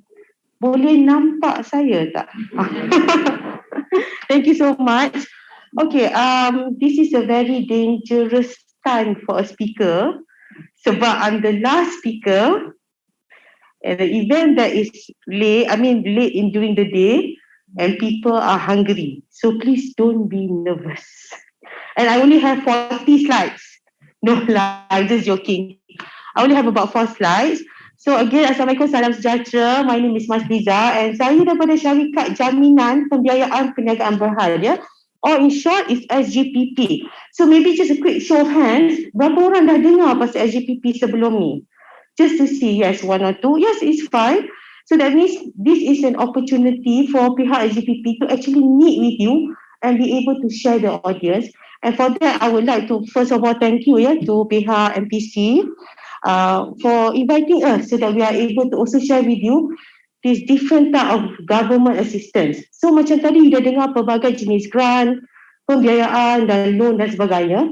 So today I'm going to take maybe about 10 minutes so that you understand how government guarantee scheme can help you be able to get credit facility, can help you manage your cash flow, especially during this economic recovery. Kan? So we started to recover, we started to rebound our business. We need additional working capital sebab now customers ada, orders ada. You want to take this opportunity. Tapi what happens sebab 2 years you tak ada income, betul tak? So this is PGGS, ya. So let me go to the next slide. Okay. So sebagai just a quick introduction, SJPP adalah company di bawah Ministry of Finance. I'm just going to just summarize it. We are a company that was established in 2009 and we are under Ministry of Finance. And our role is to manage government guarantee scheme. So I'm going to spend about 10 minutes to explain to you apa government guarantee scheme ni. How does it work? Kadang-kadang people confuse. Government guarantee ni bagi pembiayaan tetap, ya. So I also explain to you features. How the PGGS, Pemulih Government Guarantee Scheme, can actually help you be able to get the credit facility. Then I'm going to show you siapa eligible and contact details.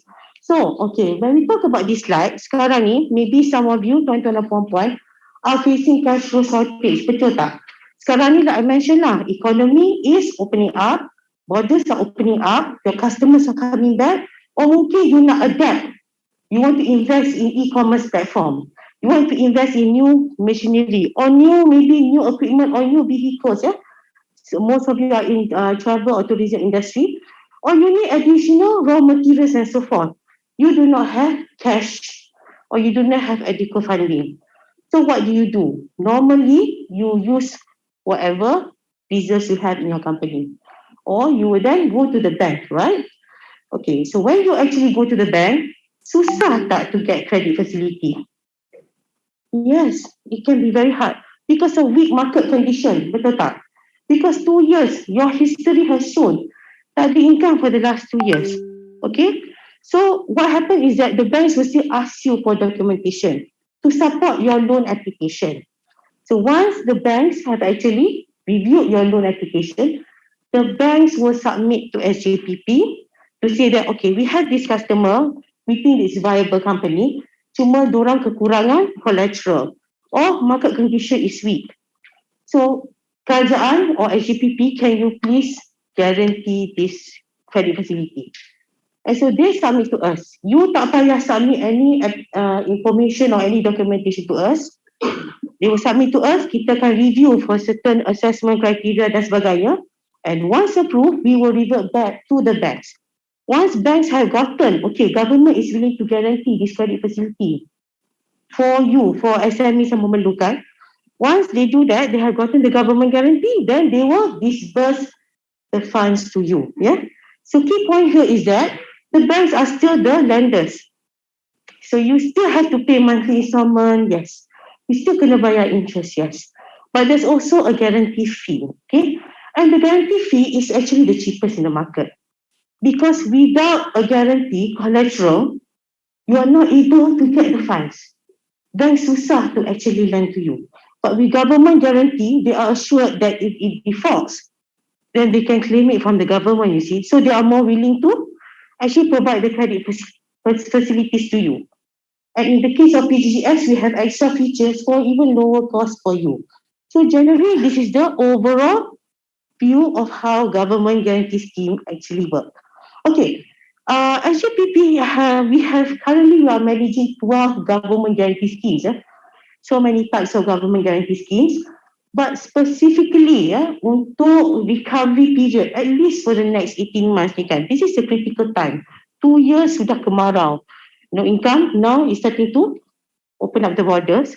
So the government has announced Pemulih Government Guarantee Scheme. Total government guarantee scheme for this is 30 billion that the government is willing to work with the banks so that they are able to disburse and help you in terms of your funding needs. So let's go to the next slide. Okay. Now, the key for PGGS, there are dua key feature tau. So I'm sure that some of you, the past 2 years, you have faced problems in managing your cash flow or problems in trying to meet your monthly obligations to the banks. Betul tak? So maybe some of you have taken those schemes that Bank Negara has announced. SRF, PRF. Ada tak? Is that familiar to any of you? SRF, PRF, yes. Thank you, sir. Penjana Tourism Financing. Okay. Those are the schemes that have been implemented in the past 2 years. Okay. But moving forward, you tak dengar lagi dah pasal moratorium, betul tak? So moratorium. But like I said, sekarang is the time for you to start to rebound your business. Now with PGGS, for industries like you that is very much affected, with PGGS, we are working together with the banks. Look back into your existing loans. Your existing loans. Under PGGS, you can actually restructure it. You will get 12 months moratorium, extended tenure by 3 years. What this does is, one, moratorium.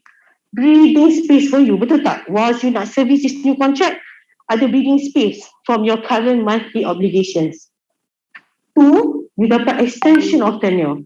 So your monthly installments berkurang. Again, breathing space. Yes, it's longer, tapi breathing space for you to recover now. Yeah. And the third one is basically in terms of, now that you dah ada breathing space, you still need to, for example, some restaurants or event managers, you still, dah jadi event, you still have to appoint your suppliers and all that. Tak ada duit. So with that also additional working capital. This can be provided for under PGGS. So that's one set of the feature of PGGS. Okay. Now, for some of you as well, you want to actually expand your business. You're not affected by COVID, but in fact you were actually doing well. These are companies that actually was able to adapt their business. Say for example, dulu hotel and they change into a food kitchen or food delivery service dan sebagainya. So you want to expand your business. So you're able to get new financing of up to 20 million per company under PGGS. Before this, we only allow financing of up to 10 million. But specifically to help companies like yours, as well as not just SMEs, companies that are bigger than SMEs pun, we actually allow to get credit facilities of up to 20 million ringgit. Yeah? And the best part about this is that the interest rates that will be charged to you by the banks is BFR or BRR plus 2%. And that's very competitive. This is our partnership with the banks. So we tell the banks, please provide all these types of credit facility. They will cover out according to your needs. So maybe your company only needs 5 million. Your company maybe just need to restructure. Apa-apa pun, if you take additional working capital or new financing, BLR or BFR plus 2% only, the lowest rates that the banks should be willing to actually offer you. So that is basically the benefits of using PGGS. Now you're probably asking, who's eligible kan? So can we go to the next slide? Thank you. I think I've watched 4 or 5 presentations. All our eligibility macam lebih kurang sama. Okay, number 1 is as long as you are a company that is registered lah. So it's a registered company under SSM, that means Sdn Bhd, partnership is also eligible, as well as sole entrepreneur. Some of you maybe especially in tourism industry or tourism industry ecosystem, if you're a micro entrepreneur pun, it covers PGGS. Then this is also for companies with annual revenue of up to 500 million. So bukan saja SME saja ya, companies that don't fall under the SME definition, bigger than SME, tapi as long as your annual revenue is not more than 500 million, you are able to utilize PGGS. Okay, all industries. So I'm sure some of you ada kadang my team and I, actually we do manage the call and we have a lot of engagement with SMEs. Banyak cakap, oh susah because I'm in tourism, oh susah because I'm in events, all these affected industries. So for PGGS actually, it covers all industries, especially for tourism, those that's affected by tourism. And then lastly, it's a Malaysian initiative. So mestilah for Malaysian-owned companies. So at least 51%. Okay. And then we just go to the last slide. So what do you do now? So this is our participating financial institutions. So what this means is that if you're already a customer of any of these banks, speak to your bankers about your needs and your requirements and what they can and cannot do. These banks have been in partnership with us for a long time, including MIDF, our partner at the back there, yeah? We go to the bank slide. Bank slide, the next slide. So show of hands, everybody's banks ada tak dekat sini? Okay tak? Ada tak bank yang tak ada kat sini? Ada. So actually, we are in partnership with banks that definitely will have businesses with SMEs, yeah? Okay. So on the last slide is we have the contact details. So just change to the next slide. So these are contact details. I realize that it's very fast. And like I said, it's a very dangerous time for me to be standing here. However, feel free to go to our website. Our information is there. Number 2, you can always call us. We're very responsive via calls and via emails as well. So, and if you need, say, for example, like to have some consultation or even like more discussion about your particular scenario, so feel free to actually contact us. And I wish you all the success in the world, all the optimism in the world. Thank you very much, and I hope to see you all very soon. Thank you. Madam, ada question ke? Because I'm the last speaker, I think you can take questions. Okay. Now you showed that the 1% government guarantee, 1%, right? Yes, guarantee fee. Guarantee fee. So that means to say there is no collateral from the borrower? Okay. Generally, for amounts that is less than 10 million, there is no collateral, but we may ask for joint several guarantees by the directors. Now, the higher you go, of course, there has to be some backing, some collateral, but it's not collateral like intangible sort. It's more of like debenture, which may be required. But it really is on a case-to-case basis. That's why normally for PGGS, a more further assessment will have to be done by the banks and on our side to assess the company's position as a whole. But for lower amounts, I must say kalau macam up to 1 to 5 million, usually a GSG they call it, joint several guarantee by the directors, shareholders is enough. How long is the processing time? Processing time, okay. So we understand that, since COVID, the volume of applications have come through. So again, looking back into the amounts, we have special arrangements with all our banks that for up to certain amounts, the application from the bank to us is almost immediate. Just like you renew your car insurance, terus boleh dapat. So, but for more complex cases, because like I said, loan up to 20 million. So we really have to study the financial position of the company and all that. So that would take maybe about 5 to 7 days upon complete documentation.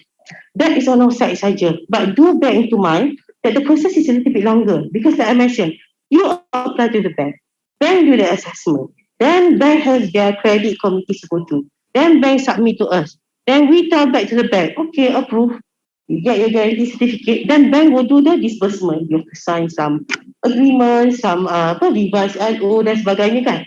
So do take that into account as well. So we need to ask bank to letter of application to SJP Yeah. or? Yes, go through the banks. You don't have to submit special application to us. It comes together with the bank's credit assessment. They actually submit to us. If we need additional information also, we will contact the banks. So also, while we're on this topic, is thank you very much. I do want everybody to also be aware when people take advantage of situations when people are in dire positions. So sometimes make sure that you validate or check that you are working with the right agent or sometimes with the banks, or if there's any letter directly from SGPP to you, we do not do that. That is not our purpose. We do everything by the banks. Okay. Thank you. Thanks everybody. Have a good day.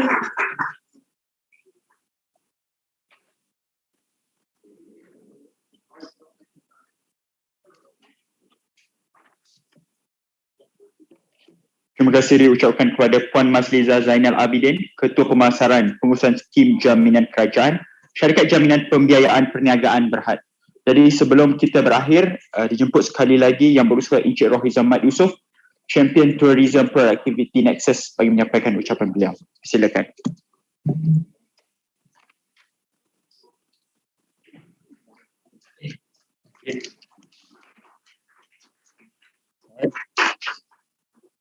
Just to say thank you everyone for attending today online and virtually. How many we have virtual?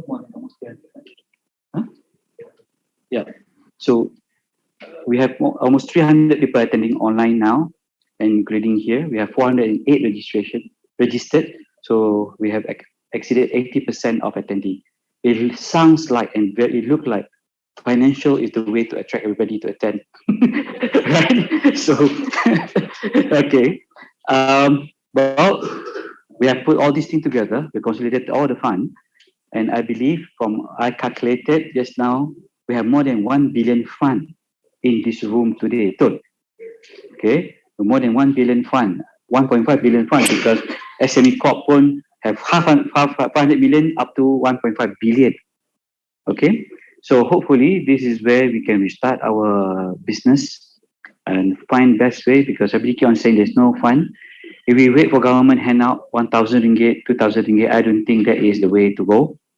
Yeah, because every time you ask for fund, you have to have proper paperwork. You have to produce. It may look like very difficult, but I've gone through with them. I tested many of the system. Some people send 2 pages to ask for 2 million. Logik tak? There is. People send 2 page to ask for 2 million. There's some company that doesn't even have audit for 3, 4 years to ask for loan. So all these standards set by the bank or by the government to also make sure that you are in business in the proper way of doing your business. So I hope this discussion today or presentation today helps everybody. And you have a very fruitful day and you can continue your discussion with people at the back. Let me also acknowledge Dr. Najadi at the back here from MPC as well. He came to join us. All right. Thank you very much. Hope to see you again.